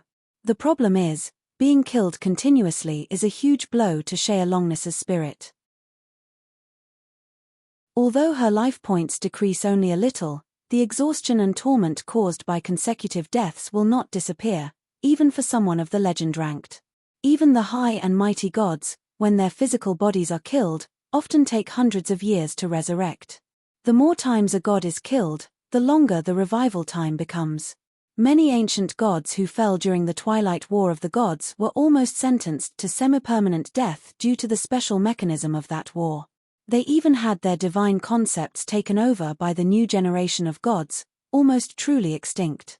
So, at the Red Heart Queen's masquerade, only the legendary Red Heart Queen's blood wine, which has the power to revive, can make even the legend-ranked feel a flutter in their heart. Hand it over, the things you stole. As the Order Guardian of Sky Sword God's domain, the gatekeeper of the Sky Tower, Lilibet rarely leaves the Sky Tower. However, this time is an exception.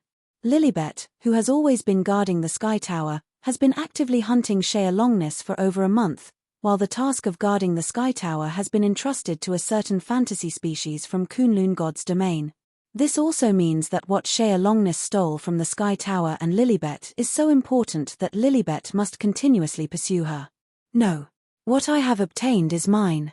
Even if you kill me 100 times, I will never give it to you, Shaya Longness firmly replied. The things she stole from Lilibet are the materials needed to create a perfect puppet body for her beloved daughter, White Moon. For this, she is willing to commit a great sin and even provoke the ancient guardian of the Sky Tower. For the sake of White Moon, whom she loves recklessly, there is nothing she wouldn't do. This is the great love that a mother has for her daughter, persistent and without regrets. So kill you 1,000 times. Lilibet raised Azure Excalibur in her hand again. This ice-blue great sword has the power of divine punishment. Even if the Sky Sword is struck, it will feel immense pain and the force of judgment. Only the Sky Sword, a unique oddity born from the slime clan like Shaya Longness, can be chopped by the divine punishment sword dozens of times and still bounce around. The vitality of the slime clan is so unreasonable. But Lilibet's obsession with hunting is equally unreasonable. No matter where Shaya Longness escapes, she will always come after her to retrieve what Shaya Longness stole. Ada, this is your territory, right? Make her quiet. Shaya Longness's 4 split bodies came together again, returning to Yunshi's familiar appearance. Without the Sky Sword in her hand, she is no match for Lilibet, the guardian of the Sky Tower. She can only summon the Red Heart Queen from the same faction to take action now. Just as Shaya Longness expected, the host of the ball appeared. The rule of the ball is that direct fighting is not allowed, said Red Heart Queen, gracefully dancing in front of Lilibet. Ding, came a crisp sword sound from Azure Excalibur's keyhole, indicating that Lilibet's opponent was trouble. When will this ball end? Lilibet stared at Shaya Longness, who was seated, and spoke without expression. It might end soon, or it might be delayed. Only women chosen by fate can participate in this ball. You coming here is also the favor of destiny, said Red Heart Queen, intoxicated gaze fixed on the cold Lilibet. Regardless of race or background, Red Heart Queen's ball is only open to those who possess a destiny star. People who were forcibly pulled into the ball. You need to choose people to invite for the dance party.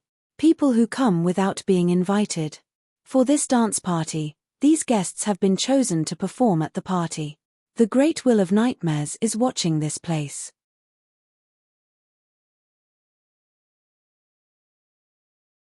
Chapter 1283. The opening of the dance party. The last participant arrives and there is an extra chair at the dinner table, which originally had only 7 seats. The 8 guests attending the Red Heart Queen's masquerade clearly divide into 2 sides. On the left side is the group of the love lesson. Faceless Godune 11 Great Witch Flora the Golden Crow Princess Cyber Elf Alpha. On the right side, there are 2 drinking buddies and 2 groups chasing each other. Ouroboros Casina the Battle God Shaya Longness Lilibet. The organizer of the dance, the queen from Nightmare World, sat on the main seat and shook a snow-white little hand, ringing a bell. Boom, boom, boom. More magical fireworks soared into the sky, blooming with endless brilliance. The dance has begun. The princes and princesses take their places, and the great queen is about to unveil the veil of destiny. Praise the great nightmare. The 12th Red Heart Queen's masquerade is now open. Who will laugh in the end? Who will become the winner? Stay tuned. The soldiers of the teacups were getting more and more excited, the procession held their heads high, and the bands played exciting music. Theme of this dance is matchmaking. To please the great queen, show off your charm, princes and princesses. Prince. Flora looked around with some confusion, wondering where the prince could be found here. The Red Heart Queen's ball has never sent invitations to the opposite sex. Throughout the history of attending the Red Heart Queen's masquerade, all guests have been female deities, fantasy creatures, and even dark gods. Yunshi nervously glanced at the sacred unicorn kneeling behind him. He was not a Prince Charming at all, just like this sacred unicorn was not a white horse. What is a blind date? Yunshi quickly changed the topic and asked the only person who had attended the Red Heart Queen's masquerade multiple times, the Great Witch Flora. Well, each edition of the Red Heart Queen's masquerade has a corresponding theme. The ones I have attended had themes like love, forbidden, and betrayal. Great Witch Flora reminisced about themes of the dances she had won, still full of confidence in herself. After all, no matter theme of the dance, there is always a central element. What the Red Heart Queen desires and expects, the wonderful thing called love. Yes, The Red Heart Queen's dance is essentially a stage to showcase love, and Great Witch Flora has an outstanding talent for this theme. Having a large bosom can truly make one feel unrestricted. Now, it's time for the performance. Amidst cheers from the soldiers of the teacup, Red Heart Queen drank from her cup of wine and, satisfied, snapped her fingers. Senior, get ready, it's time for the battle. Flora took a deep breath and fixed her appearance. Next, there was a battlefield. Even the god-slaying Sky Sword had once retreated, helpless on the stage. The Queen's most favorite little game, begin. The 12th challenge, a stage of utmost charm for elegant ladies, guests from different worlds, show off your style to your heart's content.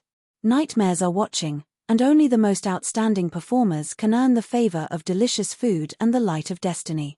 Yunshi's face turned dark. What kind of rule was this? Is the will of Nightmare World so boring? Yes, this is an important condition to win at the Red Heart Queen's masquerade, to showcase your feminine charm. Senior, we are now being watched by more than one Nightmare Sovereign.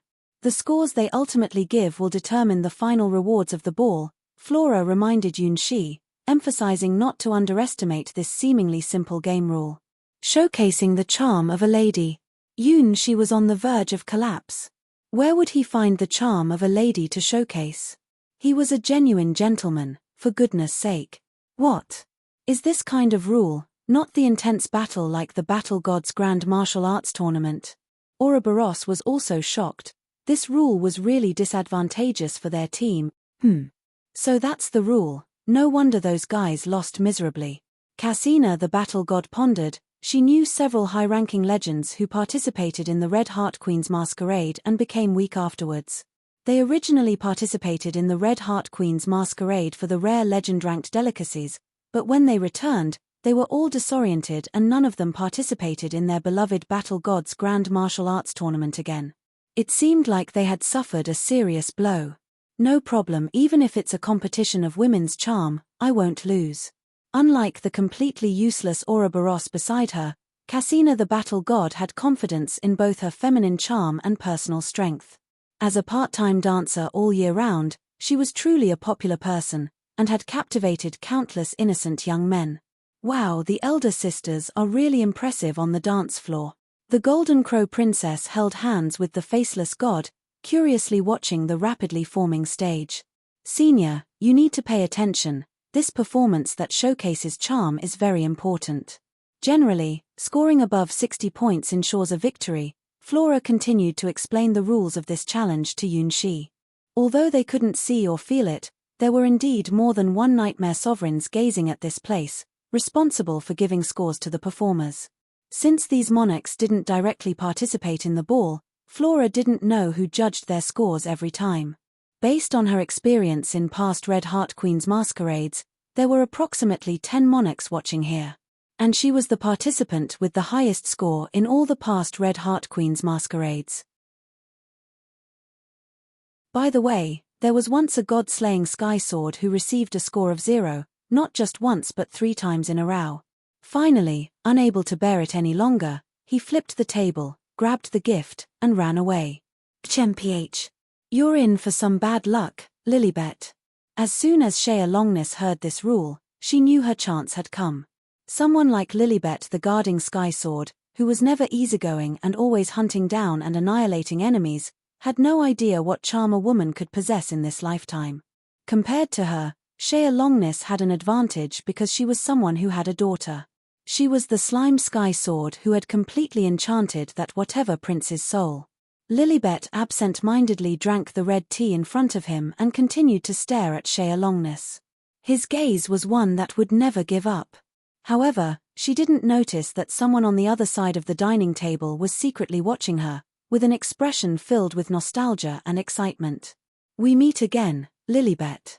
Today, you are as majestic and unapproachable as you were in my dreams. Those 3 clusters of ice blue hair are still so firm, just like your eyes.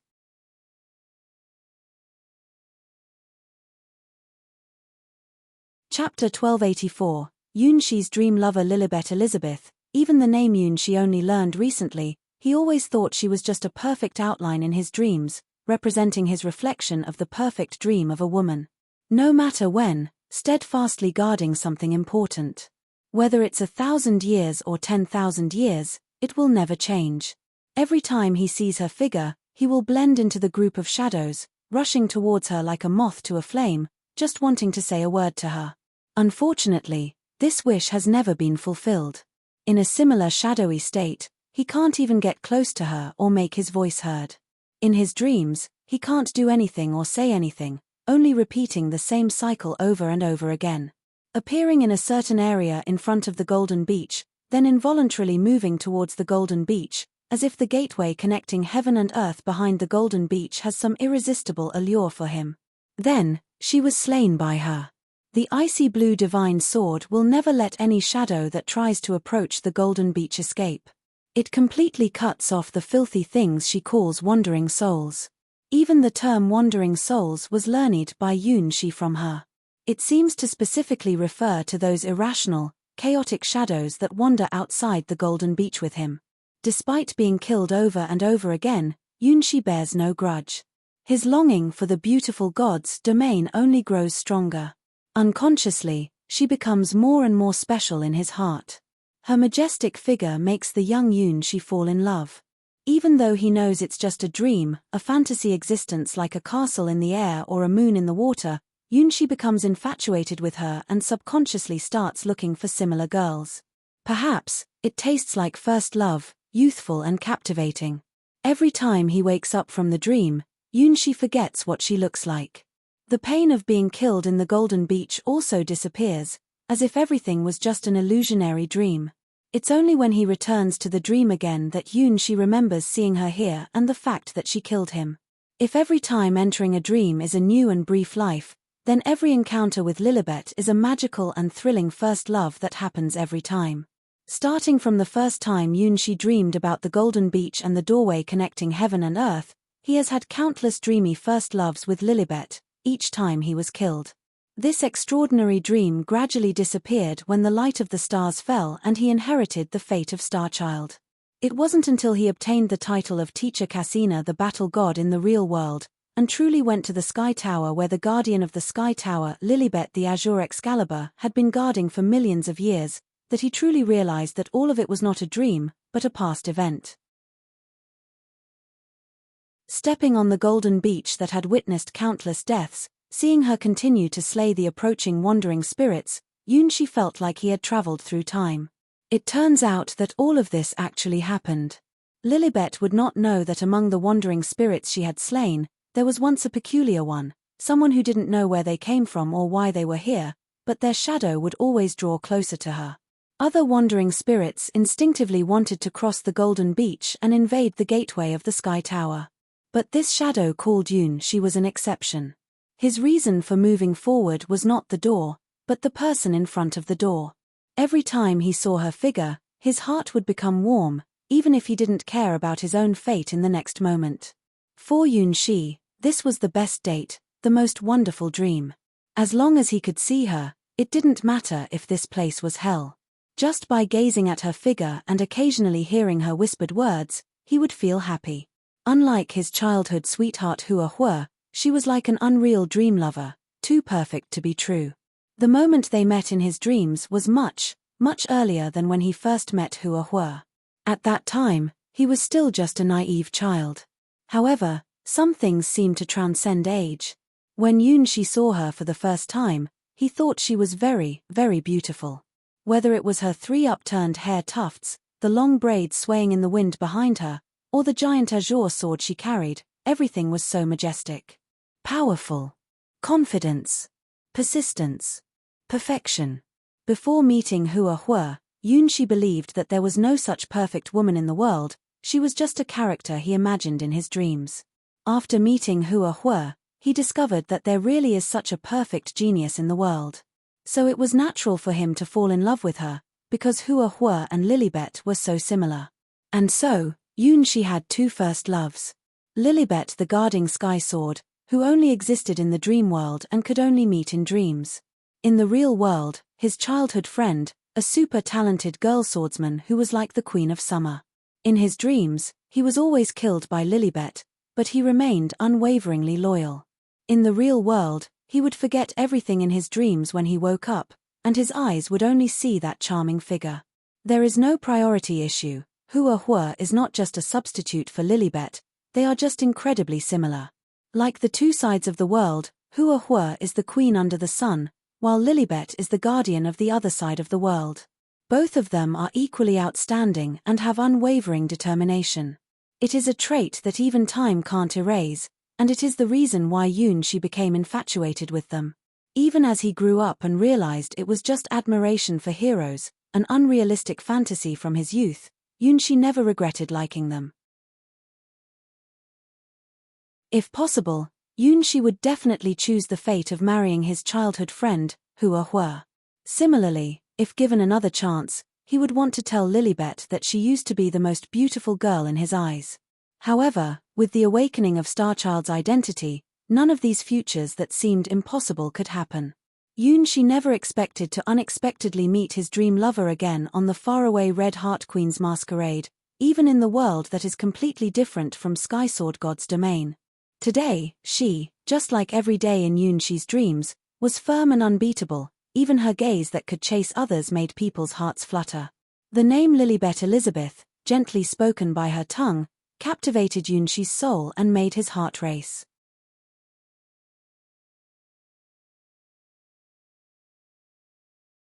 Chapter 1285, Secret Transaction. Lilibet had no idea that there was a young man nearby who had admired her and saw her as his dream lover. Maybe, even if she knew, it wouldn't change anything. Yunshi and she were people who lived in two different worlds. Lilibet didn't even think about whether there was a special conscious entity among those wandering souls. Her mission was to protect the Sky Tower and eliminate all enemies who invaded it. Even if the Sky Sword, possessing special authority in the Sky Tower, committed a major crime, they had to be hunted down, even if they escaped to the farthest end of Endless God's domain. So, from beginning to end, Lilibet never saw Yunshi's gaze. But Lilibet didn't see it, while others did. Especially the one who put all her heart and soul into the faceless god, imagining him as her beloved great witch. Senior, senior, senior. If gazes could speak, Flora has already shouted countless times. She saw it all, ever since Lilibet appeared at the Red Heart Queen's masquerade. Senior's eyes never left her. Although still expressionless as usual, she could clearly feel that Senior's gaze was different than before. Unlike the little golden crow princess who acted spoiled towards Senior, Senior's gaze towards Lilibet was that of an adult, a gaze that seemed to be immersed in it. She didn't understand this gaze before, but now she could empathize. Because she looked at her Senior, she saw the reflection of her own expression in her Senior's eyes, just like that. Feeling excited. Feeling joyful. Feeling admiration. The first taste of love. The first understanding of what romance is. Learned from her Senior's lessons on love, what it means to like someone, and what kind of relationship will make oneself happy. So many first experiences, deeply imprinted in her heart, unforgettable. Why did her Senior look at Lilibet with such eyes? Lilibet is a well-known legendary figure in the rank of ancient artifacts, said to have been active on the battlefield during the Twilight War of the Gods as a divine sword wielder. Is the Senior also an ancient deity from that era or an even earlier one? Could it be that they knew Lilibet a long time ago? Yes, that would explain why the ancient Sky Sword, who is so uninteresting and never leaves home, made the Senior show a nostalgic expression. They must have been old friends since the time of the Twilight War of the Gods. No, perhaps even more than friends. Flora felt increasingly sad, and had a very bad feeling. This feeling grew stronger as Yunshi stared at Lilibet for a longer time. No, we can't go on like this. We need to come up with a plan. It seems the Senior hasn't realized yet that they haven't seen Lilibet in a long time. At times like this, the enemy of my enemy is my friend. Shaya Longness, do you need any help? Flora whispered to the slime Sky Sword, who had a bit of a headache. Flora, do you have any solutions? I'm so annoyed being chased by this person. They just stole some hair from her and some materials from the warehouse, but is it really necessary to chase me all the way here? Shaya Longness glanced at Flora with surprise in her eyes. She had never traded with the Dusk Witch before, but this great witch who could travel through dimensions was a well-known smuggler in the entire Endless Gods domain. There was nothing she dared not smuggle, whether it be gods or nameless creatures, from heaven to the depths of the abyss. They were all her trading partners. And the goods she chose were all prohibited items that could hardly be sold through regular channels, the black market items that couldn't even make it onto the Starbridge. It seemed that for some goal, this Dusk Witch was always active in various factions, maintaining a principle of chaotic neutrality and having her own exclusive smuggling routes. It would attract the pursuit of Lilibet. Those things must be important to her. I don't understand either. I can't figure out which materials might have broken her taboos. If it was just about the hair, it shouldn't warrant being hunted down like this. Shaya Longness couldn't make sense of the reason why she was being chased. Even though those materials were slightly beyond her authority, as the Sky Sword, she could still obtain them with some time and effort. She had the high privilege to freely enter the Sky Tower. Could it be the hair? Shaya Longness looked at the sky blue tuft on Lilibet's forehead. If it weren't for Lilibet chasing after her, she wouldn't have known that the unique feather accessory she had stolen was actually Lilibet's hair. Why did you weave your hair into the shape of feathers? What a strange quirk. I can help you transport those forbidden items, and I can also take you away. The cost is these. Flora gave a number that seemed quite favorable to Shaya Longness.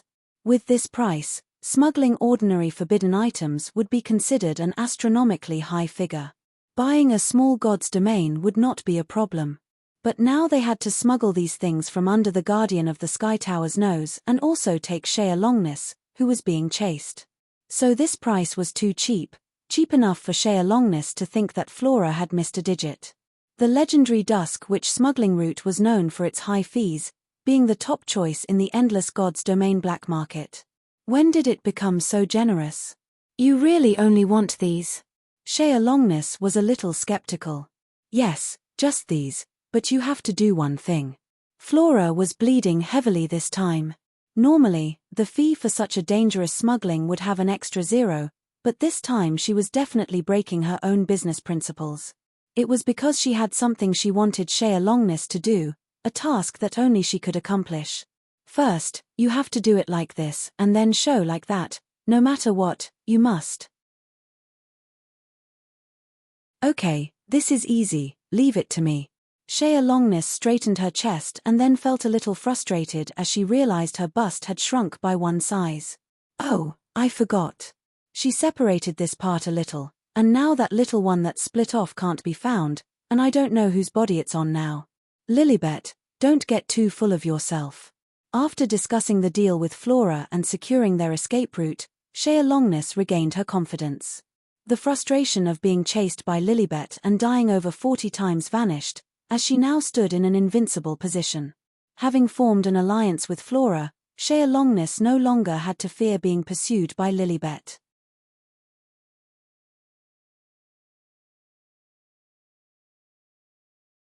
Chapter 1286, Her Name. Lilibet remained as silent as ever, only staring at Shaya Longness with a deathly cold gaze. That look had almost become Shaya Longness's death sentence in the past month, and being targeted and hunted down by that gaze resulted in the most painful experiences of her life. What a terrible opponent, we're not a good match at all. Shaya Longness never really faced Lilibet before, so she underestimated this ancient sky sword who rarely left the Sky Tower.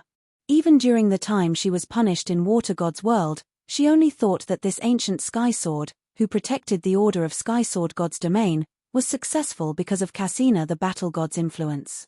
If it weren't for Cassina the Battle God confusing her mind, she wouldn't have been easily caught by Lilibet. It was only when she stole the treasures from the Sky Tower's treasure vault, and Lilibet started chasing her, that she discovered the truly terrifying aspect of this antique sky sword. Her azure Excalibur could ignore any resistance she put up. No matter what kind of physical or magical immunities she had, that divine sword could completely ignore her defense and tear her apart. Even Cassina the Battle God couldn't do such a thing. Cassina the Battle God needed to use the divine technique the magnificence of Sky Dance to seal off a part of her racial traits before being able to effectively attack her. As a child of God favored by slimes, Shaya Longness, who gained knowledge and wisdom by devouring more than one intelligent being, encountered the first sword that completely ignored her racial traits. Apart from the basic talent of splitting, all other talents are ineffective in front of the Azure God Sword, which also caused Shaya Longness, who doesn't have her own sky sword by her side, to have almost no ability to fight back against Lilibet, who holds the sword. Ever since escaping the Sky Tower, she could only repeat one thing: split, get killed, split again. Whenever there was danger, she would escape to where it was dangerous, and whenever there was seclusion, she would escape there. She even had a plan to plunge into the abyss if necessary. If it weren't for the invitation from the Red Heart Queen's masquerade, her plan, which seemed like suicide in the eyes of others, would already be halfway done. Luckily, everything is different now. Though she has paid a price, at least she finally has a way out. Dusk Witch Flora's dimensional shuttle ability is famous throughout the entire Endless Gods domain. She is known as the first user of spatial magic. With the exception of a few Primeval fields, there's nowhere in the Endless Gods domain that she cannot go. It is unknown how long this temporary alliance will last, but for the sake of the lovely White Moon, she dared to even steal from the Sky Tower. What else is there that she wouldn't dare to do? Now then, let's begin the random selection, ladies. Are you ready?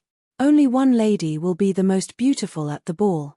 Step onto your stage and show off your elegance. There are 3 chances in total. The Great Queen and the Will of Nightmares are watching you. Only those who achieve the highest score will be eligible to receive the blessings of delicacies and nightmares. In the first trial, introduce yourself to the person you love and show your charm. This time, a special White Horse Prince has been selected. Make him the target and conquer his heart. Colorful beams of light fell down, finally converging on someone's head, illuminating their helpless expression. If it weren't for the faceless god's lack of expression, Yunshi would have surrendered. So, this White Horse Prince that the ball requires means this. Of course, for a ball with theme of blind date, it naturally needs a target. You can't expect the participating ladies to perform to the air. For the princesses, the rule is to show their own beauty to the prince. For the prince, the rule is to answer the princesses, and the invisible judges will decide the scores. Now, the chosen prince and the ladies who have obtained the princess status, get ready. The first round of the stage, begin. Yunshi's figure, along with the happy sacred unicorn, disappeared together on the dining table. Along with him, the sludge Shaya Longness the Sky Sword, who had just challenged Lilibet from across the table, also disappeared. On the unreal stage, the two appeared together, with a quiet and gentle mirror-like lake as the backdrop. This is. Yunshi looked around in surprise. Wasn't this supposed to be the underground realm of the kingdom from his memory, where the young queen of Assyria and the huge foolish spider resided? It was the place where he had encountered the half of the queen of Assyria he married and the girl who had left him with beautiful memories. It seems that what Flora said is true. The nightmare is manifesting in the most vivid parts of my memory. Shaya Longness sat on the enormous foolish spider, wearing thin white clothing without knowing when she had changed into it. Shaya Longness is a complex and ever-changing entity, a combination of the destiny and will of the slime clan. She had once devoured and merged with many intelligent beings, a few of which were important factors in constructing her current conscious self. The Queen of Assyria was one of the most important figures, and she used to sacrifice herself to the abyss as the Blood Moon Queen. At that time, the desperate Queen of Assyria summoned the Blood Moon and bound time to her own moment of death. The Bride of the Blood Moon unleashed carnage, and a certain will from the abyss watched her, accepted her, and merged with her in the end. That night, the whisper of the ancient gods echoed in the ears of the bride wearing a blood-stained wedding gown. Most things in the world are readily understood once you peel back the surface, revealing a dull, unpleasant, and chaotic mess.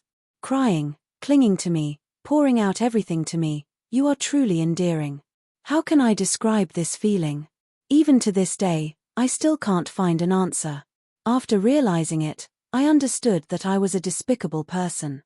Only in your presence do I feel happiness, ignoring all the noise. However, I dislike being eliminated. It's hard to bear not being the most respected existence. After all, I hate losing. So, even if I am greeted with ugly, dirty words, and never look down on others from a high place, I would lose my purpose of existence. I can't treat everyone equally and gently. I can't sincerely pray for the people who are important to me. I think it's a good thing when the people who are important to me feel sad or cry for me. One more thing, it's okay even if you don't like me. Because, I like you so much, I like you to the point where I want to devour you. From today onwards, your name is Shaya Longness.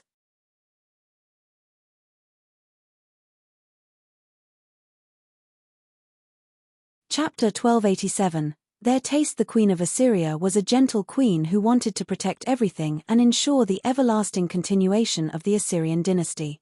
Even when she discovered that the priests in the city were doing strange things, she didn't pay much attention to it at first because they were only experimenting with things that magic couldn't achieve, attempting to communicate with great beings outside of the world. The Queen of Assyria, who possessed the gift of witchcraft, actually heard whispers from the abyss earlier than them, but she never responded because that kind of power was not necessary for her. Until the priests, tempted by the abyss, made a big mistake, triggering the Night of Blood Moon. Realizing that her mistake was irreparable, the kind-hearted Queen of Assyria despairingly sacrificed herself, exchanging for the power to kill all the priests and the infected people. Under her leadership, the glory of Assyria reached its peak and ended with her. On the night the blood moon descended, the millennium-old royal city was engulfed in blood and slaughter, and the Queen of Assyria put an end to it all at the cost of her everything. The Queen of Assyria, who sacrificed herself, ultimately lost her name and became a part of Shaya Longness. Because of her witchcraft talent, which could reach the legend ranked, she became the most important personality factor. Shaya Longness became the Sky Sword thanks to the magical talent of the Queen of Assyria, which was a crucial key to her advancement. Shaya Longness, who has the attribute of devouring, is a terrifying creature that constantly grows and evolves. However, once her personality core is built, it will not easily be shaken. That's why she has a song representing her own personality elements. That is Shaya Longness's affirmation of her own existence, a personality that was realized through the fusion with the Queen of Assyria. Shaya Longness is not a gentle woman like the Queen of Assyria, nor does she make the same mistakes. She is a superior being, the child of God, who acts recklessly and has the destiny light and wisdom light of the slime race. Even though she is not very skilled in swordsmanship and is clearly related to the abyss, Shaya Longness still became the recognized new generation of the Sky Sword by the Sky Sword God's domain. Because she has limitless potential and her complex life structure embodies the truth of the world, her Sky Sword represents evolution and transformation. It is a divine sword with infinite possibilities. After assimilating the Queen of Assyria and building her personality, Shaya Longness rarely reminisces about the Assyrian dynasty, until a dream she had not long ago. Just like the lake waters rippling beneath her feet at this moment, Shaya Longness's inner peace is far from what it appears. This place is a very memorable place in her dreams.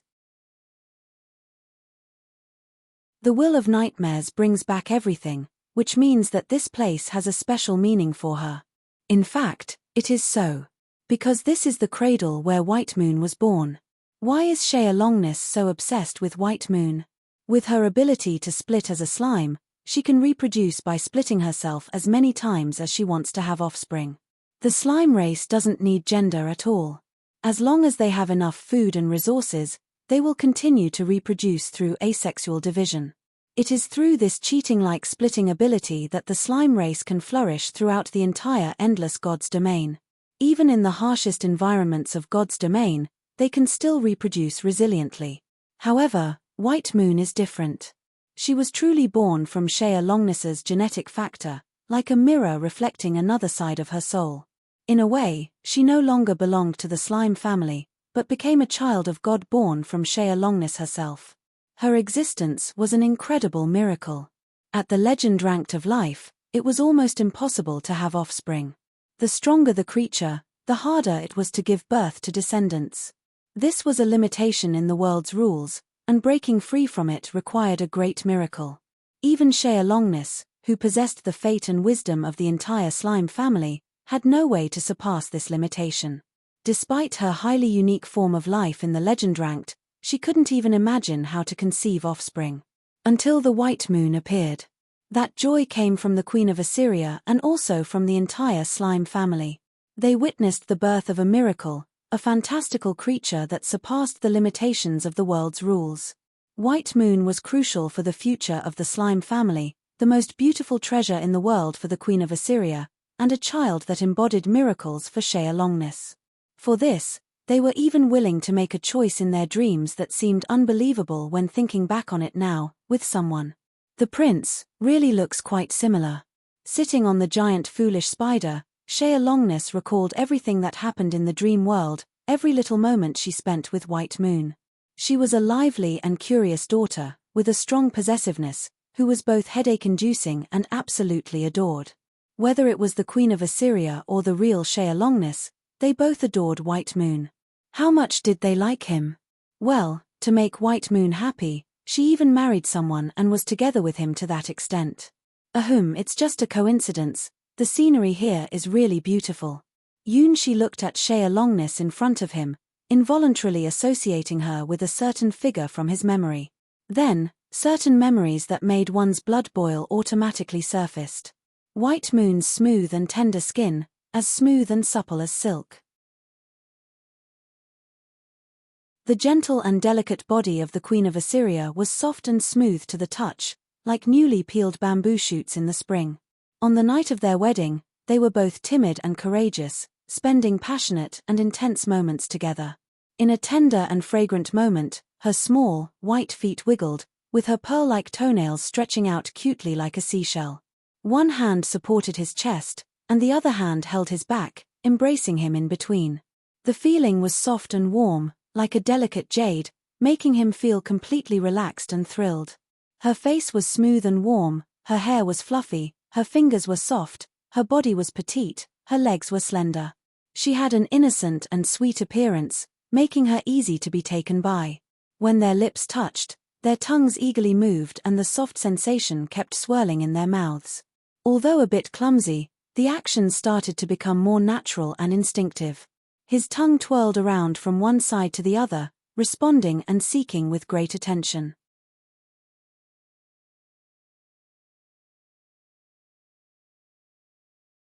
Chapter 1288, 12 Judges outside the venue of Red Heart Queen's masquerade. There is neither a starry sky nor Sia's world.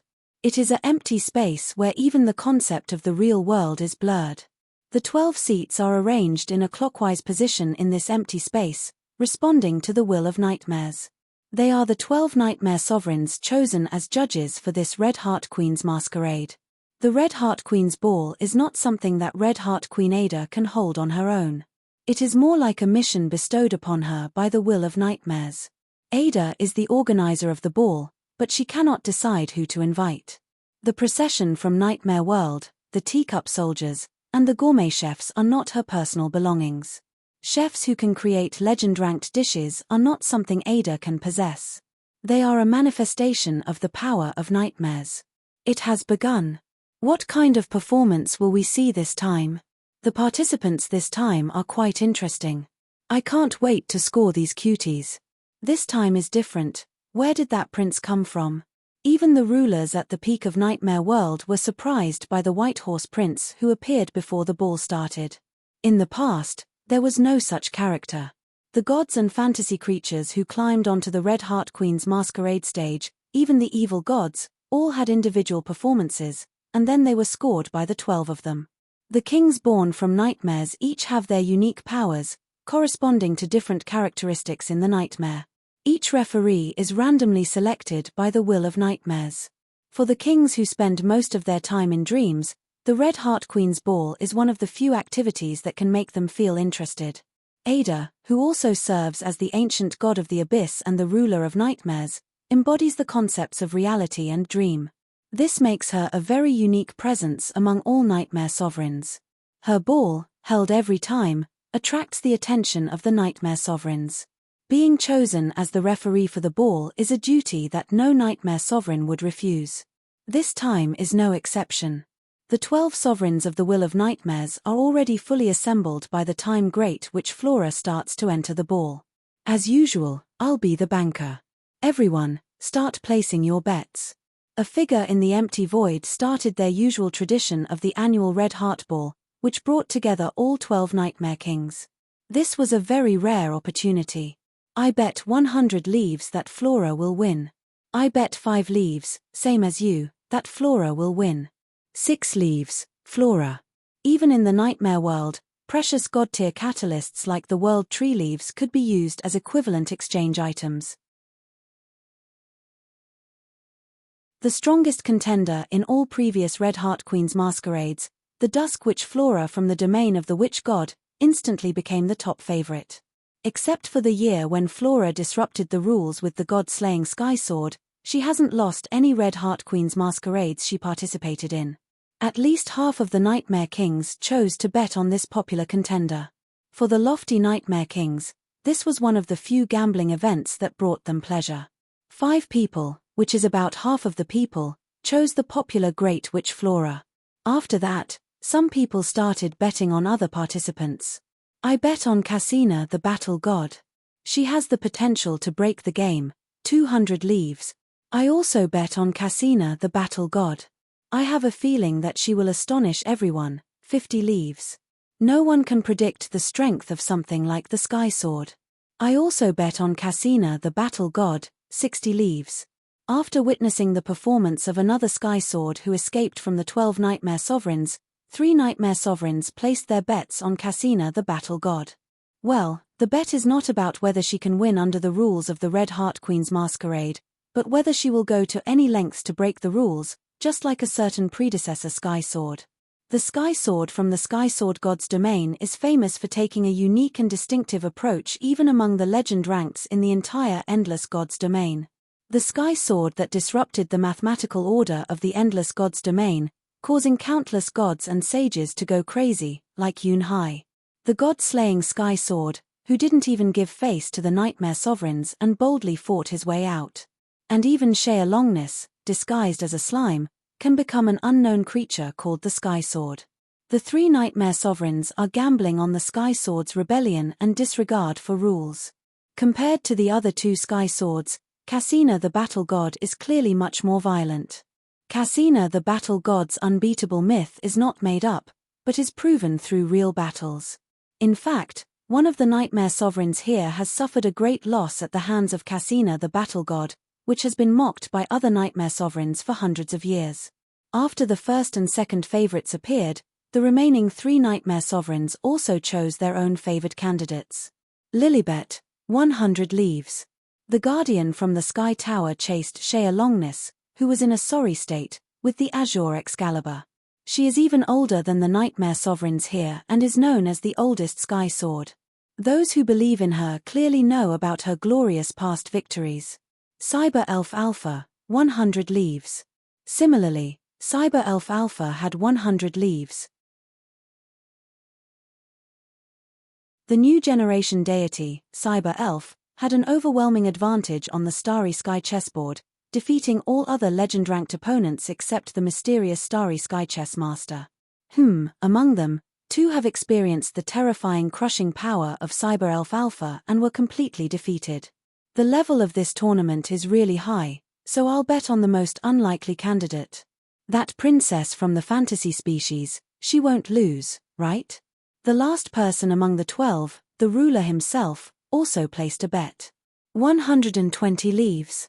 This was a polite bet. After all, no one believed that the young princess could win on a stage where ladylike charm was showcased. The Nightmare Sovereign, who acted as the banker, smirked and placed all 12 rulers' chips on the twisted scale. Even for the kings of Nightmare World, leaves are a very rare resource, and the games that interest them are few and far between. The Dance of the Red Heart Queen is one of them. So let us wait and see who will be the ultimate winner. Who will receive the most delicious food and the blessings of nightmares. 12 great beings from Nightmare World began to gaze at the now open stage. They were looking forward to seeing the most magnificent performance on this highly qualified dance stage.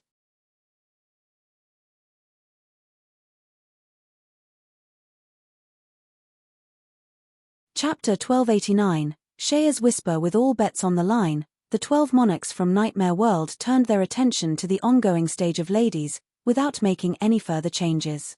The faceless god playing the prince. The first slime to appear is Shaya Longness the Sky Sword. Both sides are making their debut at the Red Heart Queen's ball, especially the faceless god playing the role of the prince, which is the first exception in the history of Red Heart Queen's masquerade. The Nightmare Monarchs are also curious about what kind of performance the guests from the Endless God's domain will present with the prince. They will give scores according to their own hearts. At this stage, their existence is hardly constrained, and it is impossible for anyone to bribe them to cheat. In previous Red Heart Queen's masquerades, the Nightmare Sovereigns have enjoyed the stage with great interest. The scores they give are genuine and there is no cheating. Oh, do you still remember a certain god-slaying Sky Sword? In that year, her performance as a lady showcased the ability to cut stars with one sword, then 10 stars, and even 100 stars. Each sword strike was more ferocious than the last, with a threat level that even made the Nightmare Sovereigns shiver. However, they all collectively gave this god-slaying Sky Sword a score of 0. No matter how powerful you are, this is a ball that highlights the elegance of ladies. It is a stage that embodies the charm of women, formed by the will of nightmares. Performances like breaking the Sword of Stars have nothing to do with elegance. From another perspective, this is also a unique stage of Endless God's domain that doesn't judge based on strength. Even the powerful god-slaying Sky Sword, who can break the rules and snatch gifts, can only end up fleeing in a sorry state. In that Red Heart Queen's masquerade, there were no real winners. The 12 Nightmare Sovereigns are all looking forward to seeing the exceptionally talented participants showcase their ladylike elegance on the renowned stage of Nightmare World. Just a bunch of idle guys with nothing better to do. Click. The enormous and foolish spider moved slowly, step by step, approaching the motionless faceless god. Until now, Yunshi was a fool for not understanding who the real identity of the Queen of Assyria was. Actually, it should have been noticed back then that the young Queen of Assyria had facial features that were about 67% similar to Shaya Longness's, and the puppet White Moon he created had a natural talent for hearing the whispers of ancient gods. So, it was you, Shaya Longness. After realizing how much of an advantage he had gained with the Slime Sky Sword, Yunshi was sweating profusely. In the world of Primitive Dragon, he did things with her and White Moon together, in various ways. Not only normal, but also abnormal, a posture that only 3 people can use. In that web of lies about the world, there were too many memories that made one blush and have a racing heart when recalling them. They were things seen in dreams, but also real events. In the end, Shaya Longness took White Moon away, and her words to him carried a special meaning. Now, Yunshi understands the meaning of those words. It turns out that everything didn't just end like that. It was more like the beginning after the marriage that was like a lie. At times like this, I really don't know what to do. After all, I'm not used to showing my weaknesses to others. Shaya Longness sat on the giant, clumsy spider, looking at the expressionless faceless god with a complicated expression in her eyes. At this moment, Yunshi once again felt a great sense of relief, knowing that he was hidden within the core of the faceless god. If he were to face Shaya Longness with his true identity now, he would definitely be exposed. Because at this very moment, his cheeks were burning hot, making it nearly impossible for him to lift his head. Show your best self, just like expressing love in words, and show your charming qualities. Make Lilibet lose its usual composure. Shaya Longness recited her agreement with Dusk Witch Flora. Yes, what Flora asked for was such a simple matter. Provoking Lilibet was just a side task for her. Flora wanted to make use of her special abilities and achieve high scores on stage to shake Lilibet's determination. Shaya Longness was also puzzled as to why achieving high scores would shake Lilibet's determination. Furthermore, the fundamental problem was that Shaya Longness didn't understand how to express love in words. From childhood to adulthood, the Queen of Assyria had never encountered a suitable romantic prospect. Shaya Longness, as a child of God belonging to the slime race, was even more clueless about it. The only time that comes close to falling in love is right here, in this place where dreams meet the prince and where they finally become engaged and bind their destinies together. What exactly is love? For Shaya Longness, it's still a century-old puzzle. The slime clan, capable of asexual reproduction and continuously splitting itself with enough resources, never had the concept of romantic love. Being able to reproduce and sustain oneself, there is naturally no room for the romantic feelings that arise from the desire to bear offspring. If it weren't for that incredible dream, whether it be the Queen of Assyria or Shaya Longness, love would probably have no place in their lives. Let me ask you something. When you want to propose to someone, what should you do? Sitting on top of a huge, foolish spider, Shaya Longness earnestly asked Yunshi. How would I know about something like that? It's beyond me. Yunshi expressed that it was beyond his abilities. Although, he did once propose to 1,000,000 brides. I have a goal that I long to achieve. Even though I haven't found it yet, I am an eternal concept. As long as the slime clan exists in this world, I will have infinite time to search for him. No matter where he is, whether he is human or some other kind of race, I will definitely find him. Then, I will propose to him. Make him mine, so he will never leave me. Perhaps, I still don't know anything about love. Most things in this world, once you peel back the surface, are plain to see, filled with dull, unpleasant, and chaotic things. After discovering this truth, I understood that I am a despicable person. I won't allow myself to become weak. I hate being eliminated, and it's unbearable if I can't be the most admired existence. After all, I really hate losing. So even if I'm greeted with ugliness, filthiness, and dirtiness, if I don't look down on others from a high place, my existence would lose meaning. I can't treat everyone with equal tenderness. I can't sincerely pray for the people who are important to me. I think it's a good thing when someone important to me feels the same pain and cries for me. For the things I like, I prefer to eat them.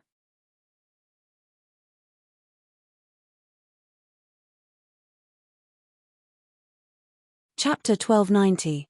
Things I want to tell him. Even someone like me can be liked by others, something I've never thought about before. After everything happened, I realized that it was a very, very comfortable thing. Being embraced by someone, being loved by someone. Although the time spent together wasn't long, it was all wonderful.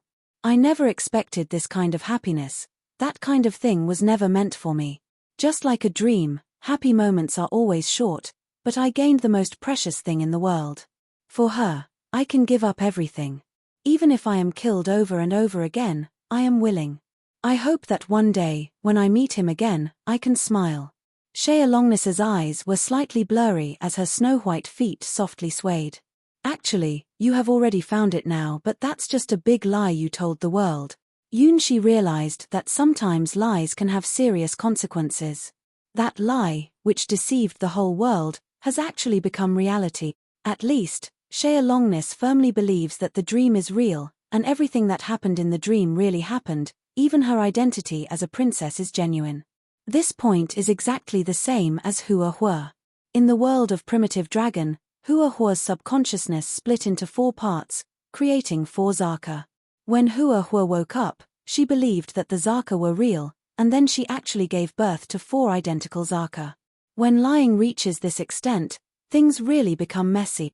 Yunshi never imagined that a lie in his dream could interfere with the cause and effect of the real world. The non-existent Zaka appeared in the real world. From Shaya Longness's attitude, it seems that White Moon also went out of the dream world. This is an unexpected development. The lie ended up with this result, and even Yunshi himself finds it hard to believe. So, when you met that person, what is the thing you most wanted to say to him? Imagine, just imagine, suppose that person is right in front of you, what is the thing you most want to tell him? This is definitely a reckless act of self-destruction. However, Yunshi couldn't help it. He really wanted to know the answer. It's very easy. Shaya Longness composed herself and climbed down from the enormous clumsy spider. Hey, marry me, prince. Strange powers radiated from Shaya Longness, causing ripples to spread across the calm lake. It was a whisper from the depths, a mysterious force echoing between heaven and earth. It was a sight that could drive one insane with just a glance, and also a unique charm that Shaya Longness wholeheartedly displayed, belonging to the slime sky sword. She was chosen as an apostle from the abyss. She was the witch queen of a 1,000-year kingdom. She was the hope and beacon of destiny for the slime clan. She was Shaya Longness, the Sky Sword, an anomaly in the Sky Sword god's domain, and White Moon's mother. Although marrying a prince from a dream may seem like a fairy tale, no matter how many times it happens again, Shaya Longness will always make the same choice. Because, only in this dream, she gains the most important treasure in the world and experiences emotions she couldn't understand before. Perhaps, even now, she still can't understand what this feeling truly is. But it doesn't matter, she has a very long time to figure out this question, and the final answer to this question has already appeared. I think that prince must be very hard to resist. She looked at Shaya Longness, who seemed determined, and sighed. All right, another det added, why did things from the dream escalate to this situation? The reason why Starchild from the previous life was chased by 4 ex-girlfriends seems to be somewhat understandable now. Since there are ex-girlfriends, it means that the Starchild at that time had a current girlfriend too. Who could that be? Yes, that's right. I won't give him a chance to refuse. White Moon is still waiting for him. Shaya Longness grabbed the hand of the faceless god very cooperatively. It felt cold, like metal, but it didn't feel bad. With a gentle kiss, symbolizing the end of Act 1 of the ladies' stage, Shaya Longness nodded and mounted the huge clumsy spider, exiting together with the Blood Moon. On the stage, only the seemingly expressionless faceless god and She remained, but inside, they both had a look of annoyance. In the void, applause rang out from the 12 towering nightmare sovereigns. Very good. Black horse, black horse. Wow, I really underestimated this slime sky sword. She can express her emotions so well, as if she's actually proposing to the prince. I understand. That brave girl's feelings are so amazing, she's a truly fantastic lady. Most of the 12 nightmare sovereigns in the void applauded Shaya Longness's performance when she made her first appearance. Maybe her expressions are a bit awkward, with a hint of hesitation, but her heartfelt words really add points, a lot of point. The prince chosen this time is not bad, even though he looks a bit stern, his eyes are very kind. Yes, we must continue this tradition at the next ball, selecting a prince as a reference for all the princesses. That sacred unicorn is also good. Let's spare him this time and not turn it into a bloodbath for unicorns. Alright, let's begin scoring. 7 points. 6 points. 7 points. 7 points. 6 points. The 12 nightmare sovereigns began to give their scores, one by one. Each person's maximum score is 10 points. 6 to 7 points is already a very excellent level. The average score of previous Red Heart Queen's Masquerade champions is only a little over 60 points. Shaya Longness's authentic performance won unanimous praise from the 12 nightmare sovereigns. Finally, removing the highest and lowest scores, the total score added up to 63 points. This score would have been enough to win the championship in most of the 11 Red Heart Queen's masquerades. After all, being a strong player in the Legend Ranked doesn't necessarily mean being strong on the ladies' stage. In fact, many strong players in the Legend Ranked would be considered failing students on this stage. The elegant gathering, known as the Gentlewomen's Gala of Love and Charm, won't treat you any differently even if you have the power of a god and are being judged by the Nightmare Sovereigns.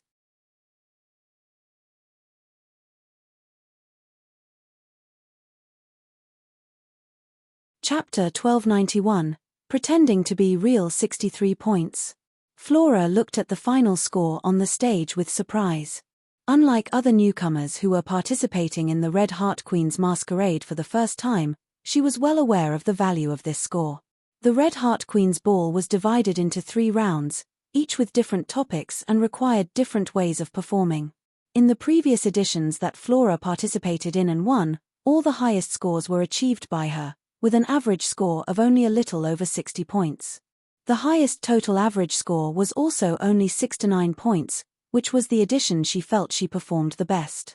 Because in that edition, there was a legendary food she really wanted, the legendary multi-headed dragon. Don't get it wrong. It's not for her own use. She is very confident in her chest. Even if it grows bigger, it's only a small increase in magical capacity, there won't be any fundamental changes. She wants to obtain the blood of the multi-headed dragon in that bottle to sell as a commodity. There are countless legend-ranked beings who are concerned about their figures, ranging from deities to gods in the depths of the abyss. Certainly, once you reach the legend-ranked, you can freely change your appearance and size. It's not difficult to make your body grow taller than a mountain when you're full. The issue is, the size of your chest is not directly related to your strength. The essence of one's life is what the legend-ranked shapes. It's impossible to disguise yourself. In other words, the size of your chest before the legend-ranked is the same as after becoming the legend-ranked. It won't change your essence just because you have achieved immortality. The appearance you change into is like stuffing your clothes with padding, it's just deceiving oneself. The fake chest that ordinary people stuff won't enhance the witch's talent, it's just self-deception. The disguised large chest is just a joke, it's no different from a clown in the eyes of the same legend-ranked. However, the special effect of the multi-headed dragon's blood is different. It's not a disguise, but a targeted enhancement of the essence of life, to be precise. It's breast augmentation. Harmless, and even beneficial, this breast augmentation treasure has no negative effects. It's no wonder that the demon dragon, who used to be extremely powerful and famous among the dragon clan, eventually fell into a tragic fate of fleeing all over the world. A bottle of multi-headed dragon's blood can make even the mighty god-slaying sky sword discard its prestige and openly fight for it. If it weren't for the limited number of invitations to the Red Heart Queen's masquerade and the fact that it took place in a crack between reality and nightmare, there would have been more than just the god-slaying sky sword trying to grab the goods. Flora couldn't do anything about the god-slaying sky sword, so in the end, she could only take a consolation prize and leave. It is said that after escaping, the god-slaying sky sword proudly showed off for a while, fully proving the amazing power of the dragon's blood. Thanks to her, the Dragon Blood Alliance continued to expand, with several legend-rankeds joining the alliance to hunt down this demon dragon. Every time the demon dragon's trace was found, it was one of the most spectacular battlefields in the Endless God's domain, often causing darkness and a lack of light. Being able to survive among so many female legend-ranked goddesses and evil gods, and successfully escape every time, this demon dragon has become a legend in the Endless God's domain. Senior. I won't lose. Despite everything going according to plan, Flora still felt a bit uneasy. This uneasiness kept increasing since Lilibet appeared. This time, she had confidence that she could achieve an unprecedented score and would definitely not lose to anyone. At this point, the Red Heart Queen's blood wine, which is the highest reward, is no longer the most important treasure for Flora. She had something she wanted more, something more important. Soon, the second participant was also chosen. Burp me. Ouroboros, who was drunk, shook her head and looked at the beam of light that fell on her head. Go ahead. I believe in you. Cassina the battle god pushed Ouroboros seriously, indicating that she should show her true abilities at this time. Believe me, you have potential. Well, the potential to nag and avoid paying debts. Wait, I'm not mentally prepared yet.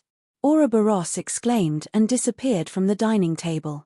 Just like Shaya Longness's appearance, the scenery that appeared next to Yoon, she was also very deep in Ouroboros's memory and related to love. Wow, this is Hydera's wine cellar. For Ouroboros, this was a dream paradise where she could stay forever. Every day there was delicious wine, no worries about debt collectors coming, and she could drink with Cassina the battle god, a like-minded companion. There was no better place than this. The useless snake can stay here in the wine cellar for 1,000 years. Also, this is where she fell in love. It's here that she met Cassina the battle god's youngest disciple, and then they stared at each other naked and made all sorts of mistakes. Let me have a little more, another glass. Ouroboros fell flat on the ground with rosy cheeks, her lower body naturally turning into a snake tail. This is also acceptable, I guess. Yoon looked at Ouroboros, who almost shattered his impression of the legendary fantasy creature, with a feeling of mixed emotions. Why did I come here? Ouroboros burped, feeling dizzy and looking at Yoon with a blurry gaze. Your scent reminds me of someone. This time, There won't be any big ding-dongs inside the skirt, right? Come, come, big sister will shower you with love. Well, Ouroboros had another incurable fetish. Whenever she saw a pretty and cute girl, she wanted to get intimate. Until one day, she met her destined nemesis, a boy who, in every aspect, looked and smelled and tasted amazing, without a doubt a peerless beauty in a boy's disguise. If you walk on the night road too much, you will eventually meet a ghost. If you fall into the gutter, it means bad things happen when you're too happy, like a snake biting its own tail. Don't be afraid, this is a very comfortable thing. Dragging its own snake tail, the tipsy Ouroboros is having its old problem again. I know, but I think you will regret it. Yunshi now only has the appearance of the legend ranked, but lacks the power of the legend ranked. Even if Ouroboros is very weak, it is still a true ancient fantasy creature that can wrap around the stars. If it forces itself onto Yunshi, he won't be able to resist. The problem is, this is not the real Hydera wine cellar. Ouroboros is destined to fail here.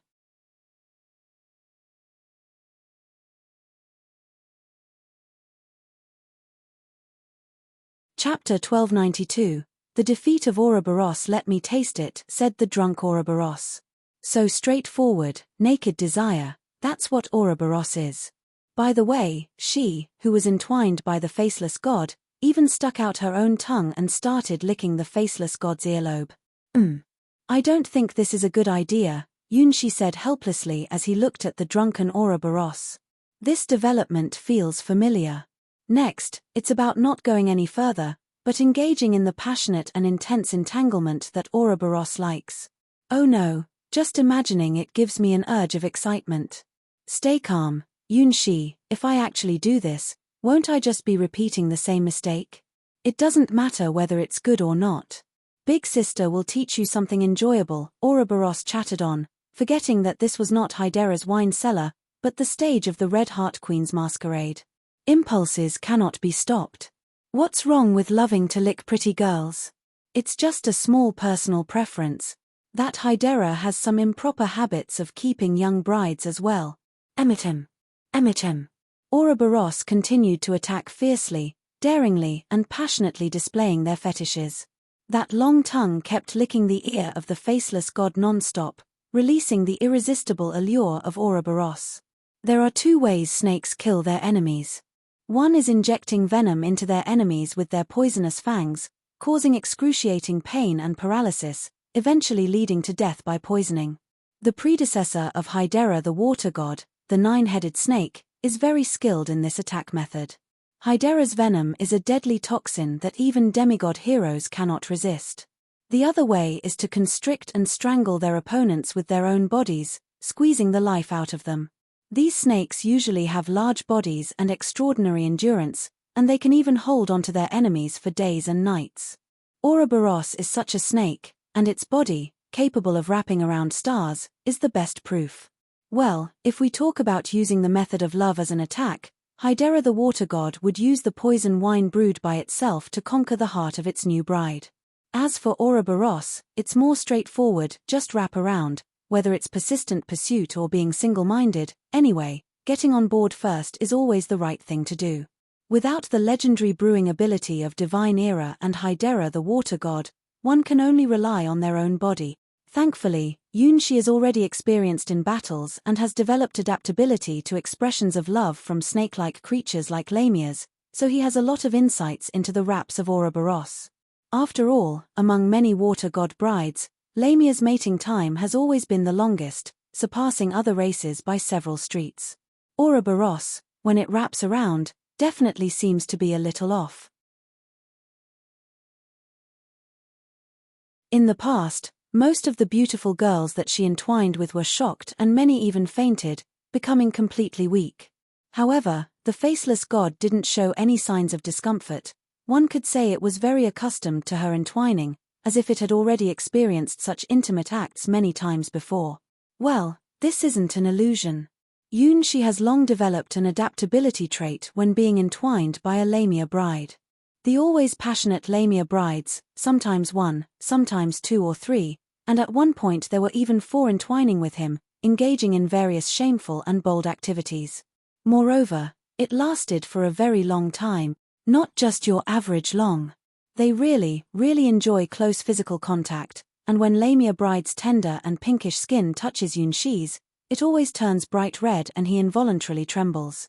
Yunxi could clearly see how the redness climbed up the beautiful chin, the moist jade neck, the snow-white skin, and reached all the places it could touch. Everything felt warm and smooth, without any roughness. At this moment, Ouroboros felt the same way. The daringly exposed chest, pure and flawless like crystal, had already blushed a beautiful shade of pink due to shyness. It was a captivating sight of bashful charm, as if inviting yet rejecting, making people inexplicably excited and restless. Wet red lips parted, exhaling a hot breath. The body was even hotter, and besides the unconscious moans, the cherry lips paid no attention to anything else. At times like these, all it took was a subtle twist of Yunxi's body with a certain skilled technique. Ouroboros let out a seductive whimper from the nose. The chaotic mind had already gone completely blank. Beneath the thin nightwear, the fair skin looked delicate and smooth, seemingly glowing and flowing with a hint of radiance. It had a delightful elasticity, exuding a seductive charm. Without hands, just the trembling rhythm of the body made Ouroboros incredibly moist. The heavy breathing, the slightly frowned eyebrows, the alluring murmurs, the weak and tender appearance, all told Yunxi that she was ready. Clenching his silver teeth, breathing heavily, facing resistance, a soaring and passionate urge. Lamia's murmurs accompanied Yunxi during those days, ultimately teaching him the special skill of immunity against large snakes. This ability had defeated Ouroboros the last time, and this time was no exception. Ouroboros, who had originally initiated the entanglement, was now gasping for breath and on the verge of surrender. Of course, in the eyes of others, it was completely different. They could only see Ouroboros, who had fiercely charged forward with its serpent tail, skillfully entangling the faceless god, and then executing a terrifying strangling technique. In a way, this wasn't wrong. Fail. I think it's okay. This is too shameless, it's like bullying. A disgrace among ladies, at least confirm whether the other person agrees or not. Keep going, keep going. It seems like the judges of the 12 Nightmare Sovereigns have mixed feelings about Ouroboros' performance. 0 points. Just barely 4 points. 7 points. 0 points. Speed, 8 points. By removing the highest and lowest scores, the final score for the intoxicated monster Lady Ouroboros is 39 points. Without a doubt, she failed. However, surprisingly, she received high scores from certain judges, which just goes to show that not everyone cares about human morals. Some judges just love to see beasts and beautiful girls. Ahem.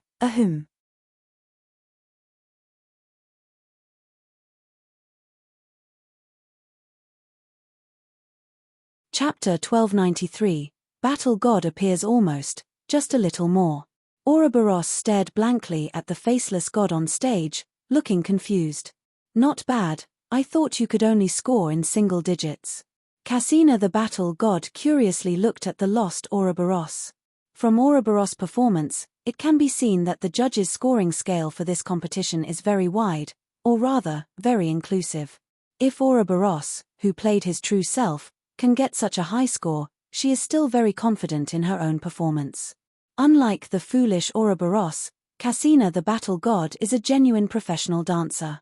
She can become the star of the troupe and receive countless love letters. The demands from wealthy businessmen and officials are too numerous to count.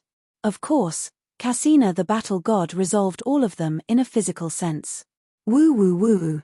I didn't drink that much, why? Ouroboros held on to Cassina the battle god, with a face full of despair. She almost lost her virtue, just by a little bit. These days, the goal for beautiful girls seems to be having big chests and being good at licking things.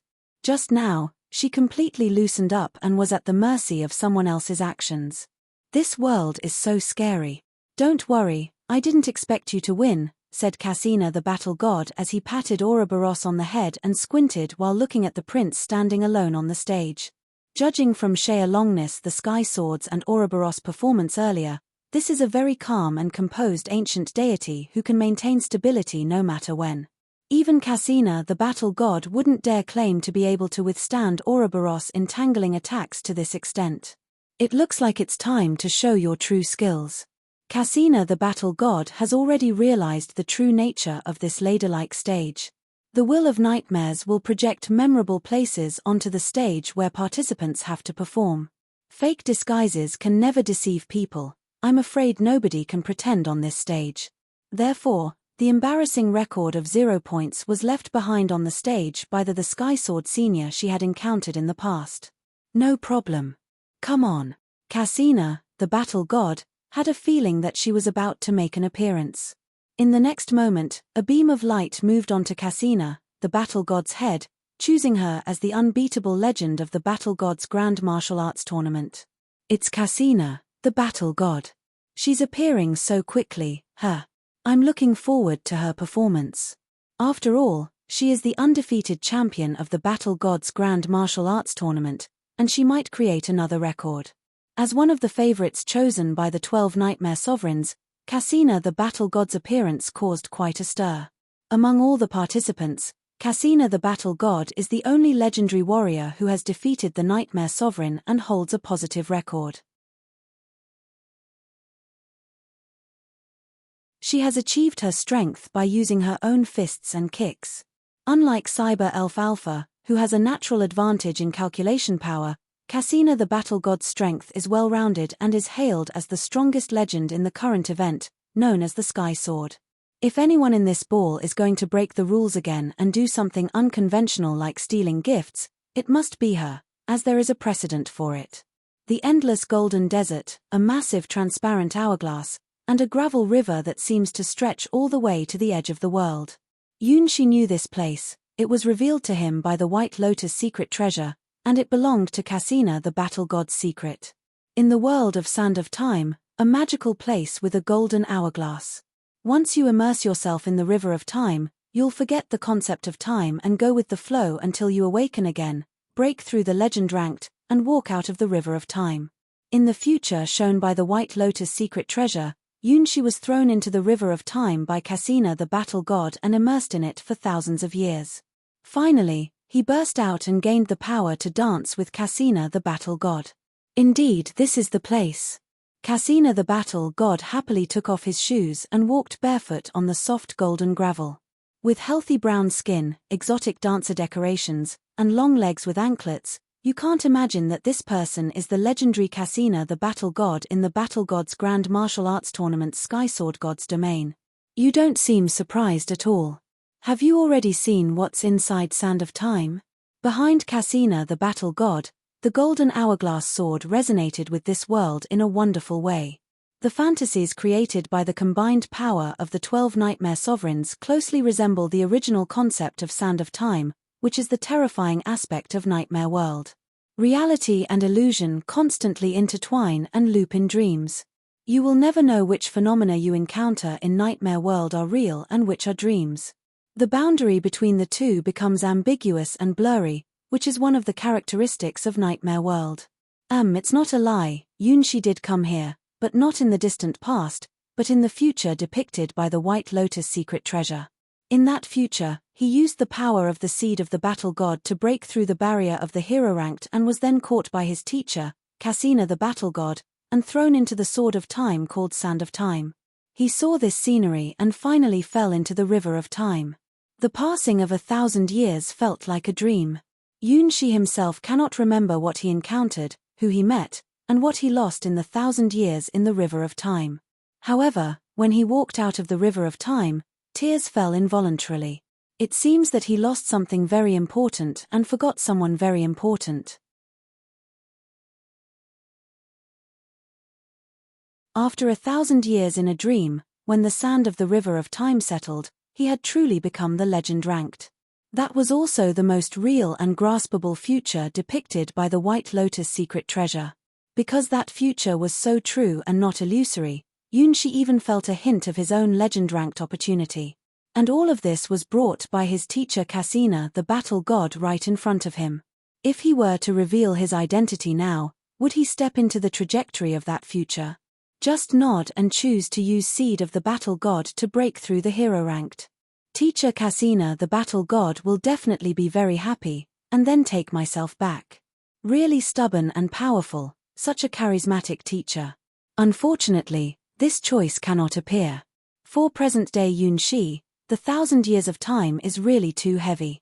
He cannot imagine the future after choosing this path. You're tuning in to the Dreamy Chapters YouTube channel. We're so grateful for your support, and don't forget to subscribe to join us on this incredible journey through captivating stories.